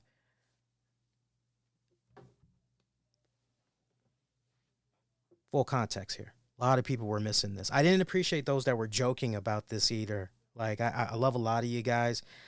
There's a time and a place, but just like, this is just disturbing. This is just all the way around fucking disturbing. what's going on here. But anyway, March 26, 2020. Vince McMahon allegedly shared explicit pictures to a WWE referee. This referee apparently loved these pictures so much, he allegedly went over to find a bathroom or whatnot and masturbated over them. Vince McMahon trying to encourage a threesome, telling her that she'll love this and that if she doesn't do it, you know, Vince is going to lose a friend over this. So you know what? Got to do this. Talks about how he loves her. She ends up doing this threesome. So during this threesome, now I don't know if this is the threesome with John Laurinaitis, with the therapist, or with this WWE referee. It's a threesome. While this threesome is going on, Vince McMahon basically squats over her and takes a massive dump over her head. And he goes to take a shower. Now, it should be the other way around. She should be going to take the shower, but he goes to take a shower while she tells him and the friend to keep performing. Now, you know what, man? I can't really speak on behalf of you guys, but you know, I've been in a position before where, you know, maybe I've eaten a little bit too much food, and you know, when it's time to get down and hot and heavy in the bedroom, you know, if I feel like, yo, there's something going on, there's something bubbly happening, I stop what I'm doing and, you know, hang on, honey, something's going on. Let me go to the bathroom real quick. You know, let me go to the bathroom let me do that real quick. Again, this is a serious topic, right? I know that some of my friends in the podcasting world, they were making jokes, and you're not going to find me making fun, so you might want to get out now, because, you know, you're talking to somebody that grew up seeing their parent abused as a kid. So I know a thing or two of what's going on here. I know bullshit when I hear it. Everything that I saw that I was able to read in this deposition, the civil deposition joint, I'm definitely going, there's some truth to this. You might be able to poke some holes at it, but when it's all said and done, there's a fraction of this shit that is definitely true. And it's fucking disgusting. And it's fucking sad. And it definitely puts an entire black eye on the entire wrestling community, as far as I'm concerned. Wrestling already gets a bad rep as it is, still gets a bad rep to this day. But to hear stupid crap like this going on, you're just going, what the hell? So we're getting to a point where she's defecated on. Now, you know, unless there was some type of dialogue in there where, and believe it or not, you know, besides S&M, besides bondage, you also have people that are into being choked. You also have people that are into what's described as golden showers. They basically like being peed on. You have people that are into brown showers, people that like being crapped on. This is real. A lot of people think that, like, nah, this is fake. This is real. Girl I dated many, many, many years ago, way before I even met my current wife. She used to love being choked during sex. She loved being choked right down to the point, you know, for her, what was awesome, what would get her off, was if you choked her so hard, she passed out. Because that's what would make her come. And, you know, I tried it her way, and it freaked me the hell out. I got to be honest with you. I thought I killed her. Knock on wood, like, you know, definitely she was all right, you know, but that was enough for me to go, yeah, I don't think this is going to work.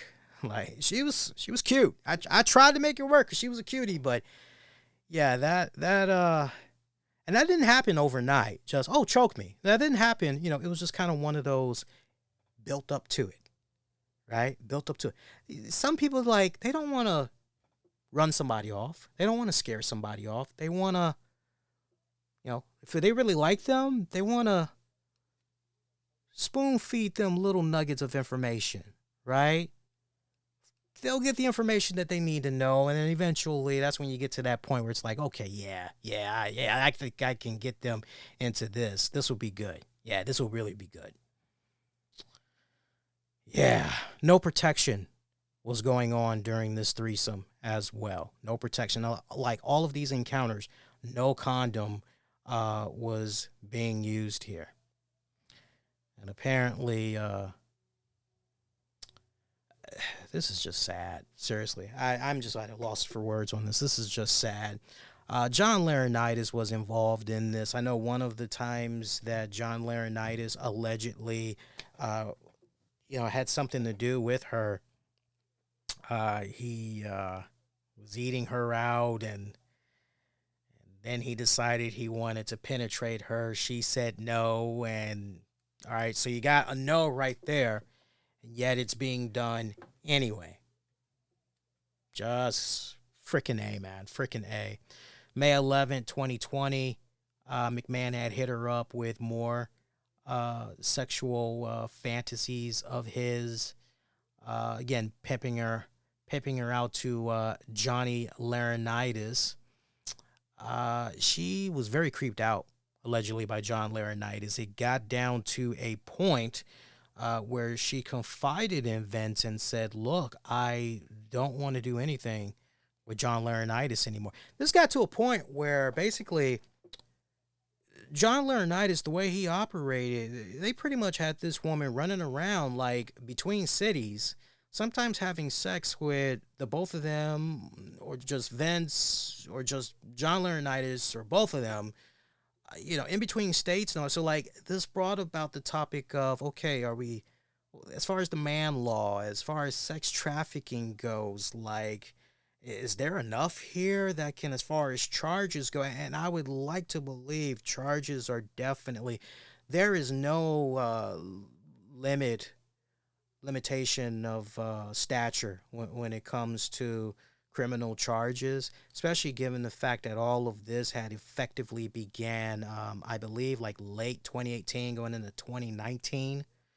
Obviously, John Laurinaitis came in, later and everything. But yeah, she confided in Vince saying, look, I don't want to do anything anymore with Laurinaitis. Vince allegedly saying to her, okay, look, you don't have to do anything with him one-on-one anymore, but I still want to do threesomes, involving Laurinaitis. Just, okay, yeah, all right. So there was a threesome, to the point. There was a threesome at the corporate headquarters there. Looks like at a conference table, Vince McMahon licking his fingers, shoving them inside of her. She was then raped afterwards, allegedly. Laurinaitis, on another occasion, slid his tongue down her throat before sliding his penis inside her. No condoms in this one. McMahon one time led her to a private room. I don't know if this was at the WWE headquarters, but led her to a private room where there was a massage table. They had sex. Later on, she gets a $15,000 gift card. I mean, that sounds like a cash transaction, pay to play right there. John Laurinaitis, got hid in his office one time. This is well after his wife, Brie Bella, Nikki Bella, their mom. Yeah, he's married to her. You may have watched the show talking about that. Yeah. One time he got hid while he was on the phone at his office by Janelle Grant, allegedly. Disturbing. Just very, very disturbing. So a couple of months after all of this had, went down and everything, somehow the board of directors became aware of it. And the way that the board of directors became aware of it, understand something here. She signed an NDA.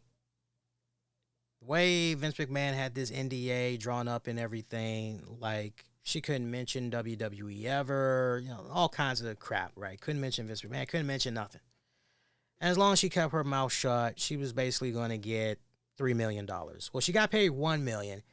She didn't get paid the $2 million. You know why she didn't get paid the $2 million? This was basically around that time period where, wait a minute, Vince McMahon was spending what? $17 million? Like, $17 million that's not accounted for was going in all these different, wait, what? And so when all of that had went down, as far as, okay, who was the whistleblower? What had happened here? Like, what's going on? Basically, yeah, Vince McMahon retaliating. Maybe he was under the impression that allegedly Janelle Grant was the one that put this information out. Maybe, right? So he decided, okay, you know what? Bump this. That other $2 million, yeah, she ain't getting that. Bump that, right?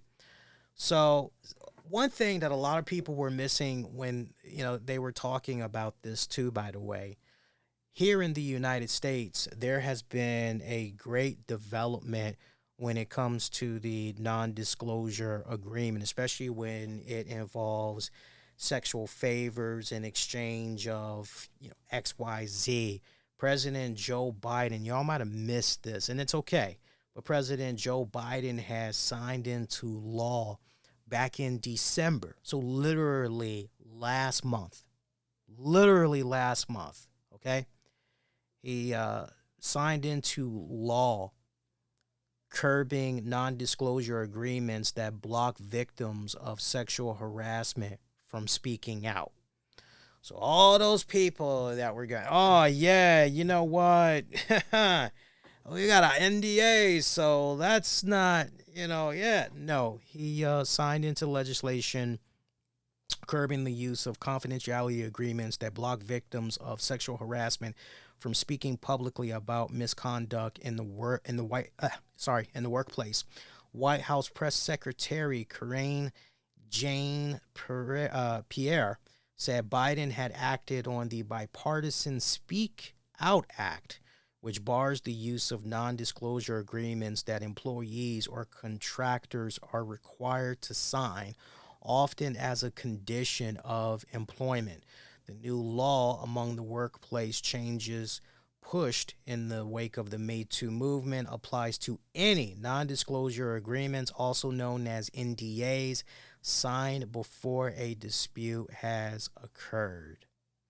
And I quote, instead of protecting trade secrets as it was initially intended, abusive use of NDAs silences employees and covers up serious and misconduct, said New York Senator Kirsten Gillibrand, Democrat who introduced the measure.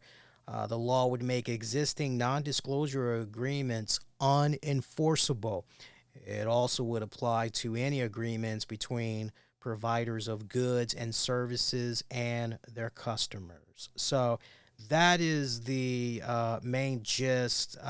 Today, as we stay here in this moment right now, 1 in 3 workers is subjected to NDAs that hide sexual misconduct in order to protect a business's reputation. We're taking the gag off of survivors and pushing businesses to create safer work environments. Senate had, for those of you curious, the Senate had approved the measure unanimously. So keeping that in mind, this is a powder cake that is going to frickin' explode big time. So whatever Kylie Ray had signed, some actually did go down. Guess what? If it had to do with some type of sexual misconduct or whatever, Kylie Ray now has immunity. She's going to be able to speak her piece. To the multiple women that may have had a similar situation like a Janelle Grant, and they all allegedly signed NDAs, non-void. They're going to be able to speak. Okay? It's a big old powder cake that is just, and it's not just going to be affecting the WWE. Tony Khan loves those NDAs. Anything that had to do with sexual misconduct in any form, that's going to blow up. Go into the field of any form of entertainment, sports. It's going to blow up. It's going to blow up. This is just the start. I'm telling you guys that right now, this is just the start of what we're seeing right now. You go back and you can't help but wonder, like, who knew about all of this? You would like to believe that in some form, Stephanie McMahon knew what was going down, and ultimately it is why she decided to bounce. You would like to believe that Kevin Dunn, he saw the writing on the wall and was like, you know what, let me get the hell out of here while it's still, a good opportunity to get out of here before we get too hot, right? Bruce Pritchard, and shout out to Ronda Rousey. But I said shout out to Ronda Rousey because Ronda Rousey, she had put out a tweet basically saying, look, here's the deal. As long as Bruce Pritchard is still there in the company, Vince McMahon is going to continue to have his fingerprints felt all throughout the WWE. You're truly not done unless you get rid of Bruce Pritchard. And that pretty much was her whole gist, and she is essentially right about that. You think that Ari Emanuel, TKO, you think they like seeing this crap, especially when Ari Emanuel's daughter has been working for the WWE for an extended period of time now? You think he likes seeing this type of crap of news blow up in his face, and essentially did not get a proper, heads up to try to, and then his family is essentially caught up in the crosshairs too? Now, at the time when all of this had broke about, Slim Jim said, yo, peace out. We find this alarming. Peace out. I don't know if Ari Emanuel and Team TKO, they was just, hey, they already caught wind and had already begun reaching out to sponsors, advertisers, or what. But you see that when the news initially had broke with Vince, then the very next day, Vince McMahon resigns from all positions in TKO and in WWE. This makes Slim Jim go, okay, all right, well, you know what? No, scratch that. Let's go ahead. We'll keep it rolling. We'll keep it rocking and rolling with WWE.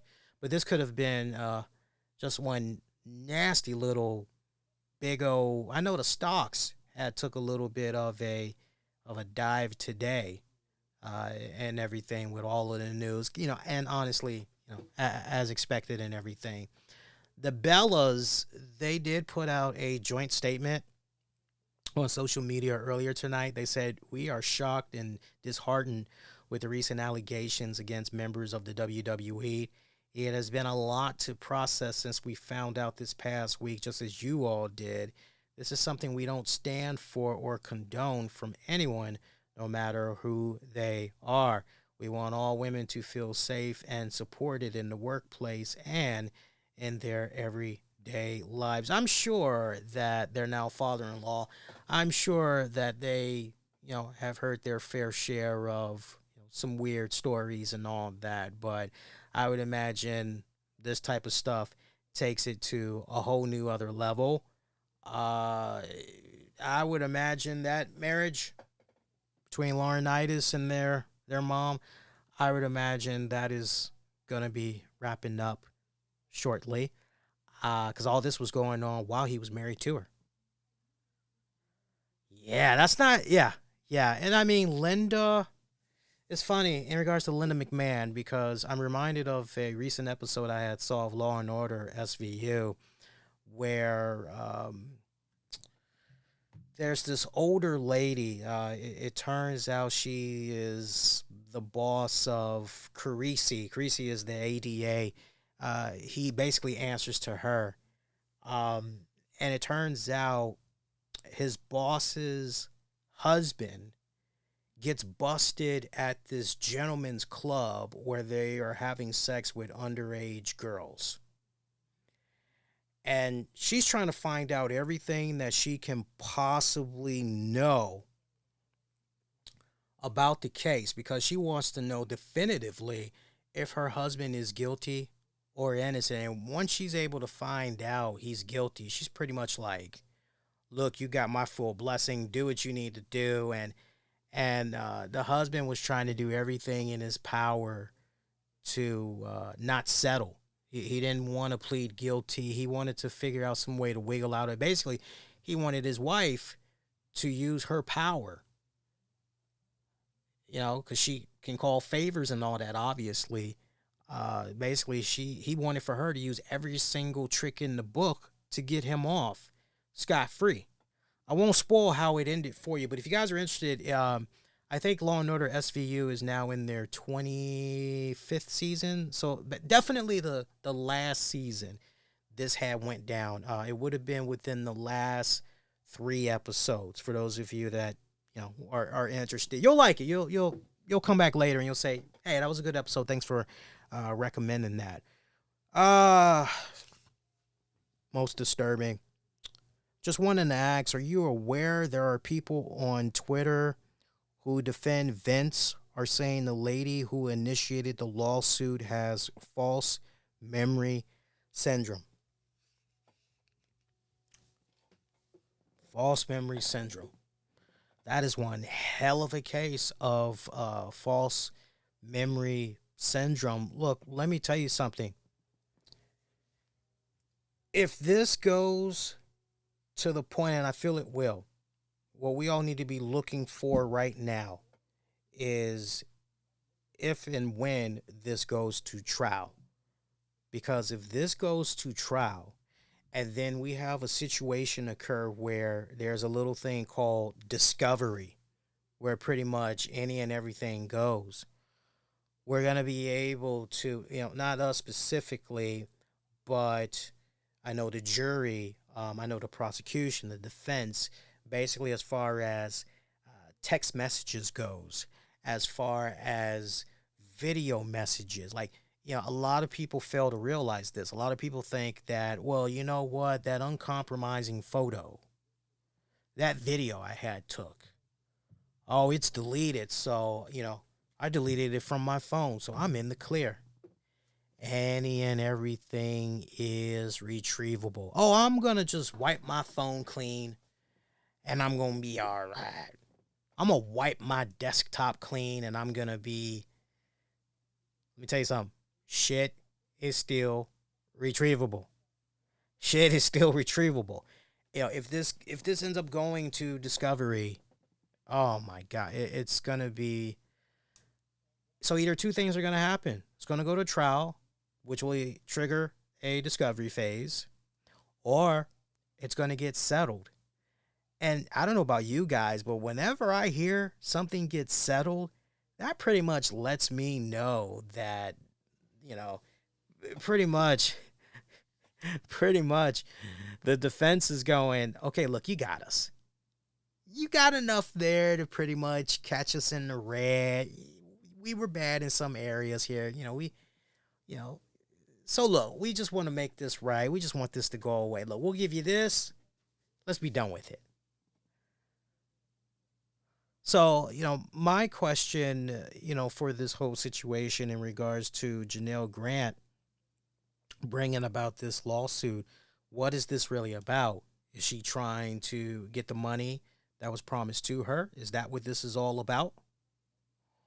Or is this a case where she is, no, this is about standing my ground. This is about speaking out because what happened to me, this honestly should not happen to anybody else. Nobody else should ever be in the position that I was in with this despicable, very corruptible man. that has obviously, as far as abuse of power and masculinity, gender, cross every single thing off.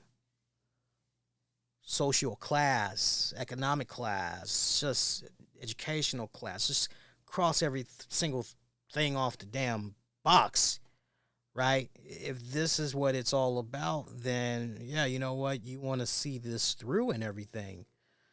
But, and then, because see, the last thing you want, and again, this is the bigger picture, you don't want this going into Discovery, because then it becomes a case of who exactly in WWE knew, when did they know, and why the hell did they not do anything about it? Now, we got people that want to look at Triple H and they want to say, oh man, the way that, he dodged the question, and, that wasn't cool of him. And, hey, you look at what happened with Tony Khan, and at least with Tony Khan, at least he tried to defend the company. And, yeah, sure, he couldn't really speak to the specifics, but, the way Triple H had, my wife had watched the conference, because when I was doing the Royal Rumble post show with you guys, she actually watched the entire Royal Rumble press conference. And she said to me afterwards, hey, I watched the press conference. Or rather, no, she said, I watched the post show. And I said, oh, well, thank you. How'd I do? She goes, oh, no, not your post show. She's like, I'll watch that while I'm at work. She usually does, because she likes giving me a little feedback, little pointers and everything. She goes, no, I was watching the Royal Rumble post show, the little press conference. I'm like, oh, okay. Like, yeah, how'd that go? And she told me how Triple H, at least two reporters, they tried to word it differently. One was very direct. The other one tried to, finesse his way into getting Triple H to kind of, but Triple H wasn't budging.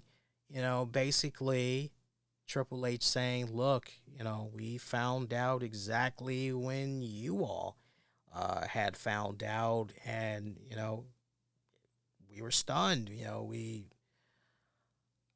and I truly believe it really did take them off guard. In my heart of hearts, I don't believe Triple H knew the extent of his father-in-law's sexual appetite, escapades, and all of that. I believe he knew that Vince had a wandering eye. I do believe in my heart of hearts Triple H always knew that, as far as the relationship, marriage goes between Linda and Vince. I believe he always knew that, yeah, they're not a couple. They're doing their own thing. It is what it is. But I don't think he knew the extent of, this is some dark, heavy. It's funny, because you would think that, and we're all like this, let's be honest with ourselves. We act certain ways around certain friends. That's just how it is. We know that, for example, I can have a black heart, crude sense of humor. And I know for a fact that if I get around certain people that love that type of humor, oh man, we're going to be just all balls out. We're going to be without a care in the world. But I know if I get around this particular friend or associate over here, they don't like that type of humor. And what I might consider funny, they might consider to be very offensive. I use that analogy because, again, we're all different ways around certain friends when we get around certain people. So although Vince McMahon and Triple H, they might be one way, it could be totally different if it's Vince getting around John Laurinaitis or Vince getting around, you name it. You name it. I honestly would be shocked to hear if Triple H, I really, and it would, I ain't gonna lie to you guys, so I'll be straight up honest with you all. It would break my heart. That would break my heart just because he has all of those daughters. It would break my heart to know that Triple H knew XYZ and didn't say anything. I think that should be enough grounds for, okay, Triple H, I'll be the first. Let it be known, I will be the first to come out publicly if it's revealed Triple H knew certain things and didn't act upon it. I'll be the first to come out and go, yo, he need to go. Pains me, it would hurt, but yo, he need to go. Stephanie, I'm sure, I'm sure there's a part of me that's thinking whenever Stephanie knew and walked away was probably around the time that Triple H found out. That's my honest take. That's my honest take. Now, some of you guys may be saying, okay, well, shouldn't that right there, Lee, be enough for... Shouldn't that be enough grounds for, okay, well, maybe something should happen here? Like, maybe something should happen with Triple H. Maybe he should go away. Like, okay, if he knew right about the time when Stephanie was getting ready to make her exit and he didn't do anything about it, then, WTF, what the hell here, man? I'm not going to defend Triple H. I damn sure ain't going to defend Stephanie. Why Triple H decided to stick around, you could make an argument that maybe he wanted to continue to stick around because he wanted to make sure that all those relationships that he had established with people through the years, hey, and then the business in general, that people would still have a place to come to long after Vince McMahon is gone. You can make that argument. For every pro argument, there's a con argument that you can make. There's definitely an opposite. Okay? So, but I really believe in my heart of hearts that I really would be disappointed. I'd be shocked. I'd be greatly disappointed. This would be right up there with the, Hulk Hogan said, what? He said, what? It would be right up there with that. And it's like, there's just no turning back. Y'all that's been longtime listeners, you know how I feel in regards to Hogan. Triple H, I would see him in a completely different light. But this is quite sad. It really, really is. When I looked at this all go down initially, I got to tell you, going into Friday and it was time to cover Rampage and all of that, my mind was completely on just what the hell is going on. And I also said at the same time, that award that we have in the category of you just put a black eye on the entire industry. I'm going and I'm looking at, I'm thinking back to some of the people that's been nominated in that category. And I'm going, well, I bet you now after this piece of news has dropped, there's going to be some people, even though we're talking 2023, there's still going to be some people that's going to go, nah, man, this is part of 2023 because that's when it really all hit the fan. Yeah, man, we got to give Vince the mention on this one for the award. This is just, it's bad. It is bad. I see a couple of reports that's out there, one by CNN and the other by Yahoo News. Basically, everything that's going on, with these allegations. So CNN, for example, CNN Business, they got their joint title, the WWE knew Vince McMahon was a liability. So why did it bring him back after a scandalous departure? You don't even need to read that. They brought him back because this guy had threatened that, you want to sell to WWE, you're not going to be able to do that unless you put me, back in the position. You got to put me back at play. If you want to sell the company, no, you're not going to be able to do it without me. So, in TKO's most recent quarterly regulatory filing with the SEC filed in September, The company noted that McMahon's position on the board could have adverse financial and operational impacts on our business. Goes on to say Mr. McMahon's membership on our board could expose us to negative publicity and or have other adverse financial financial and operational impacts on our business, the company noted in the filing. His membership also may result in additional scrutiny.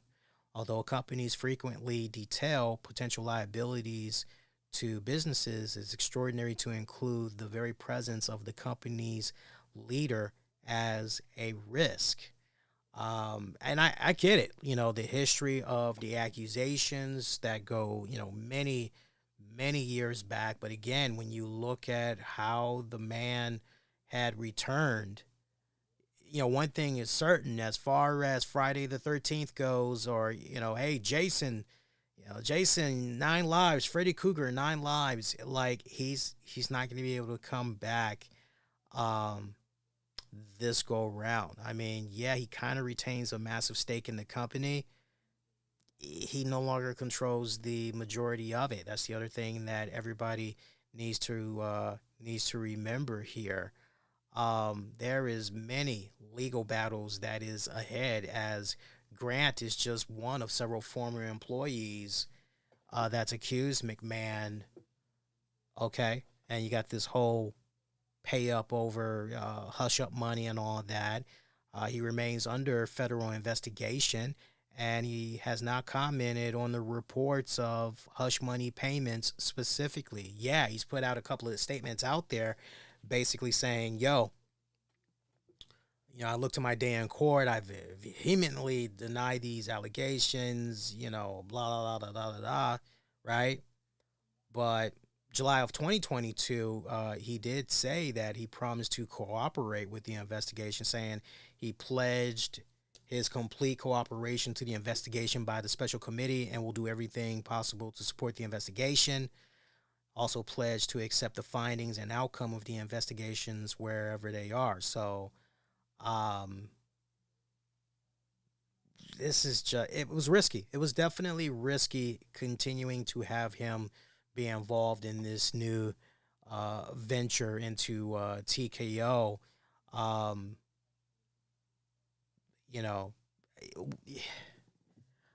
wish that with Royal Rumble being, and this is where I would have to push back on WWE. This is where I would have to agree with the majority of the wrestling community, not just AEW fans specifically, but just those members of the wrestling community that said, yo, this just, okay, you had your Royal Rumble.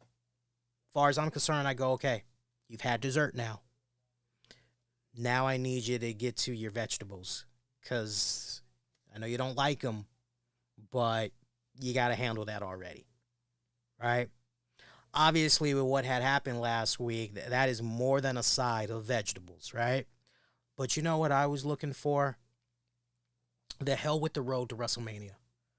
I was looking for some type of an official cold opener by Vince McMahon, maybe standing side by side with Ari Emanuel to open up Raw, something pre-taped where they address the Vince McMahon situation. Or hell, if Triple H did not want to do it because of, right, hey, I wouldn't be in this position if it wasn't for Vince. Okay, Ari Emanuel then, it's his company. Let's have Ari Emanuel be in front and, but the fact that that did not happen, I will admit to you guys, that left a very bitter taste in my mouth. I looked at that and said, wow, way to not get in front of this and take some form of accountability. And, you want to talk about transparency and keeping it honest, and there was an opportunity to do that, and yet we're pretending nothing happened. We're basically pulling a Benoit, if you will, and we're essentially erasing, whatever had happened last week. We're pretty much erasing that from the history books, basically. Shares in TKO have fell almost 5% on Monday on nearly twice their normal trading volume, closing at $82.73 a share. Stock is well below the level where it began trading last September after the merger of WWE with the UFC. Not good. Not good whatsoever.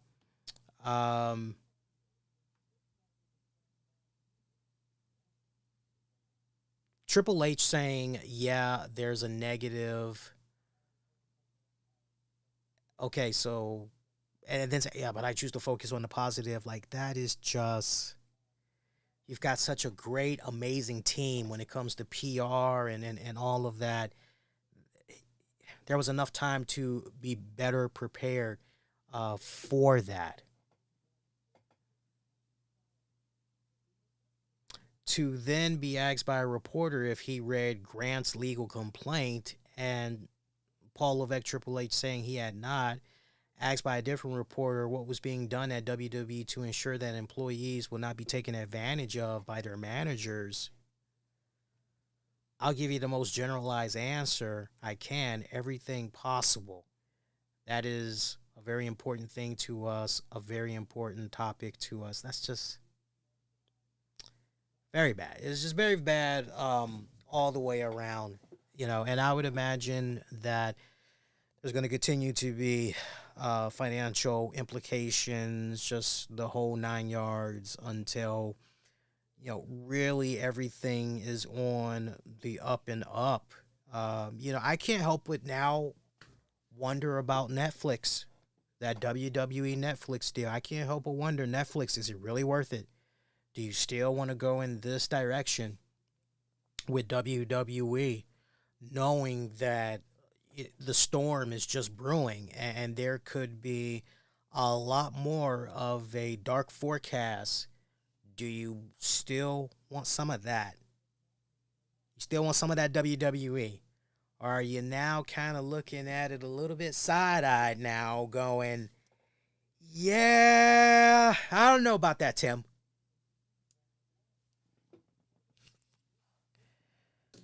I don't know. Yeah, PTSD, CPTSD. Grant's lawyer saying that she is suffering from this trauma.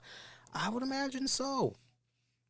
When you just think about, what has essentially happened to this individual. All they wanted was a job. That was it. They just wanted a job. And over time, just the mental breakdown, dissection of what happened to this woman allegedly by this man.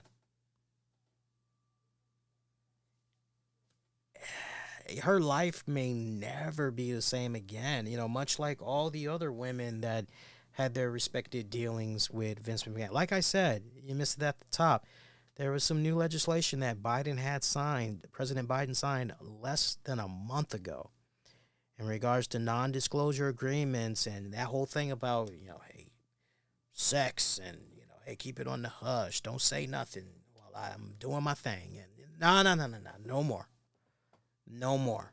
It's a powder keg. This really, really blows it up big time. And as a result of that, you basically are now going to have those that were victims of sexual abuse. Now they're going to be able to come out and, just from not just a civil standpoint, but now we're talking about from a criminal standpoint. Can they face any charges? What's going on with the limitation of stature? Everything. What Biden did in December, it changes the game big time. Big time. Big time. Vince McMahon is friends with President Trump. Well, oh my God. How many more women, not to go political, but can you just imagine how many more women are, I know President Trump, former President Trump, I know Trump had already, what was that lawsuit?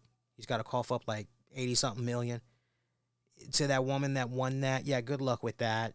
because he's gonna file for bankruptcy again and be like, yeah, I got no money. I got no money. Yeah, no money. I don't even have money in China. You know that's what's gonna go down. So she ain't gonna see not one red cent. But again, looking it back to Vince McMahon, you just can't help but wonder. Okay, this Jeffrey Epstein list, Trump was on that list, right? And then Trump, Vince McMahon, the best of friends, to the point that maybe they've done, like Thick as Thieves, right? Best friends, right? Think they maybe have done a little something? Think they maybe done a little bit of tag teaming? Ooh. This shit is just getting started. It really is. It really is. Big black eye, though. Big black eye. Some countries like the UK, Australia, New Zealand, and Canada have made giving a person PTSD/trauma or CPTSD a criminal offense punishable with jail time. I wish that the United States would catch up and do some stuff like that over here. I really, really would.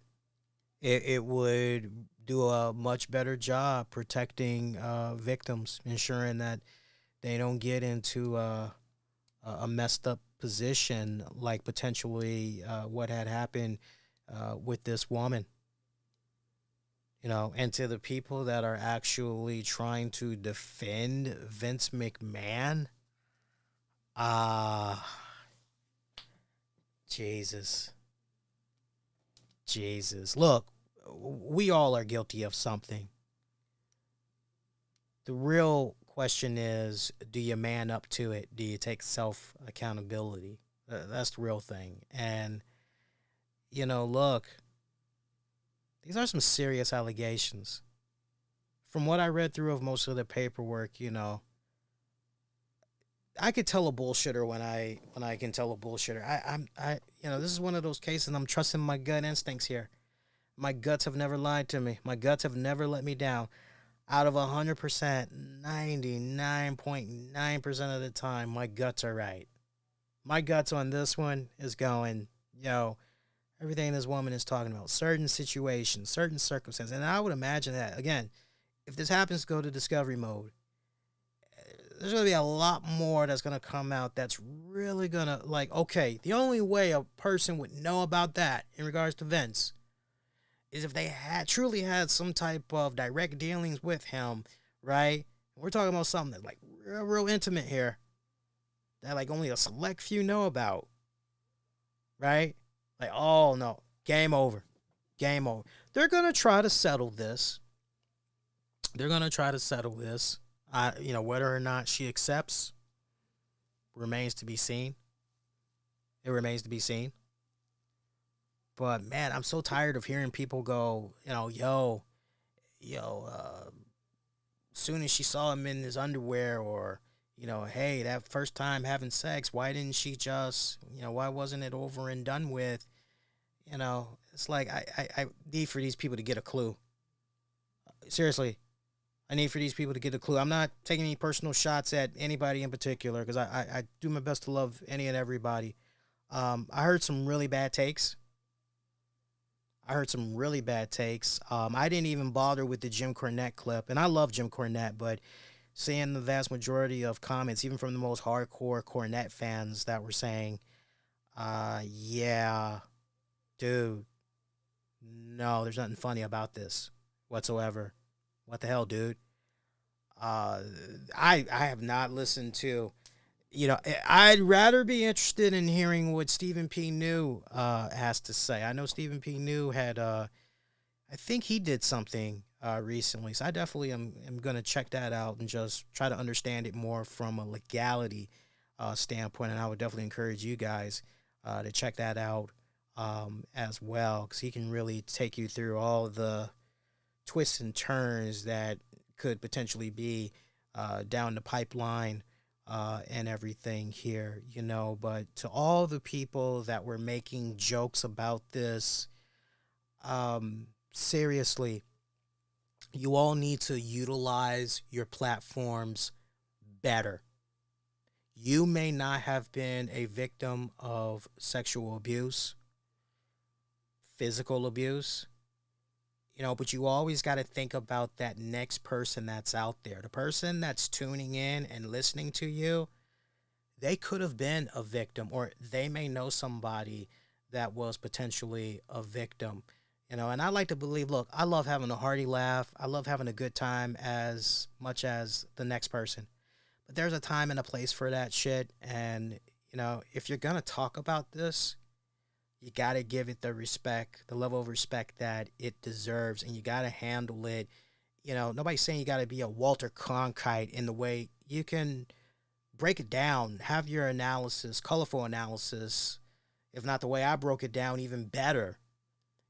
But this isn't a joking manner to the point you wonder why certain women would not come out years prior and speak out about certain things that would happen to them involving their boss or involving a loved one. It's because they didn't want to face ridicule. They knew that, the ridicule would come. They knew that people would joke on them in the situation. And, as a result of that, they would feel like their voice didn't matter. They would feel like, okay, I just basically got to sit on this shit. I got to internalize this because people are going to continue to make fun of me. People are going to continue to ridicule me. People are going to continue to say, nah, that didn't happen. That was just all in your mind. You're just a money-grubbing hoe. You're just looking to get paid. STF. And look, once in a while, there is a situation where this person's telling a lie. Without a shadow of doubt, this person is telling a lie. Yeah.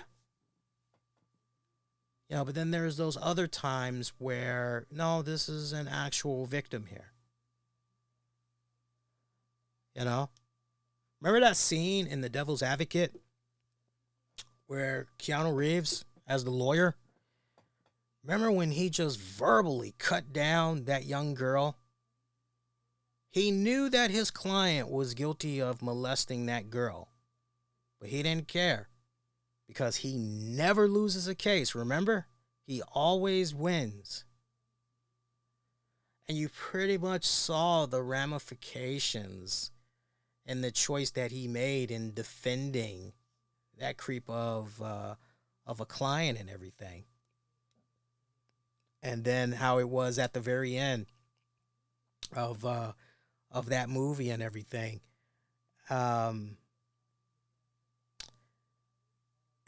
Sometimes you got victims that come along, they're telling the truth. Other times, it's all about a payday, right?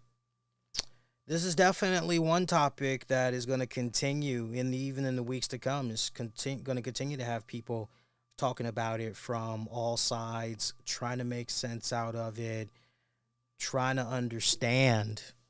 But look, I hate to say this, but in regards to Vince McMahon, signs were always there that this guy was off.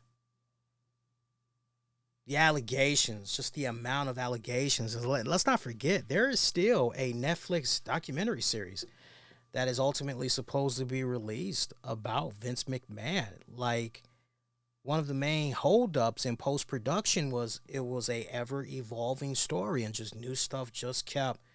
And I would imagine with this latest development, that's going to push that thing even further. You feel me? So, but mark my words, there's going to be a lot more that's going to be popping off in 2024. Make no mistake about that whatsoever. To those out there that did try to be as respectful to this topic and covering it, more power to you. To those that did not do proper research, really gather up, read the deposition there. Nobody say you got to read all 67 pages. If you want to skim through it or break it down over time, but for those that did do their best to give it the respect it deserves. I know for some of my friends in the podcasting world, what started off as a joke, the the deeper that they dived into it, the more they realized this is some sick, fucked up shit.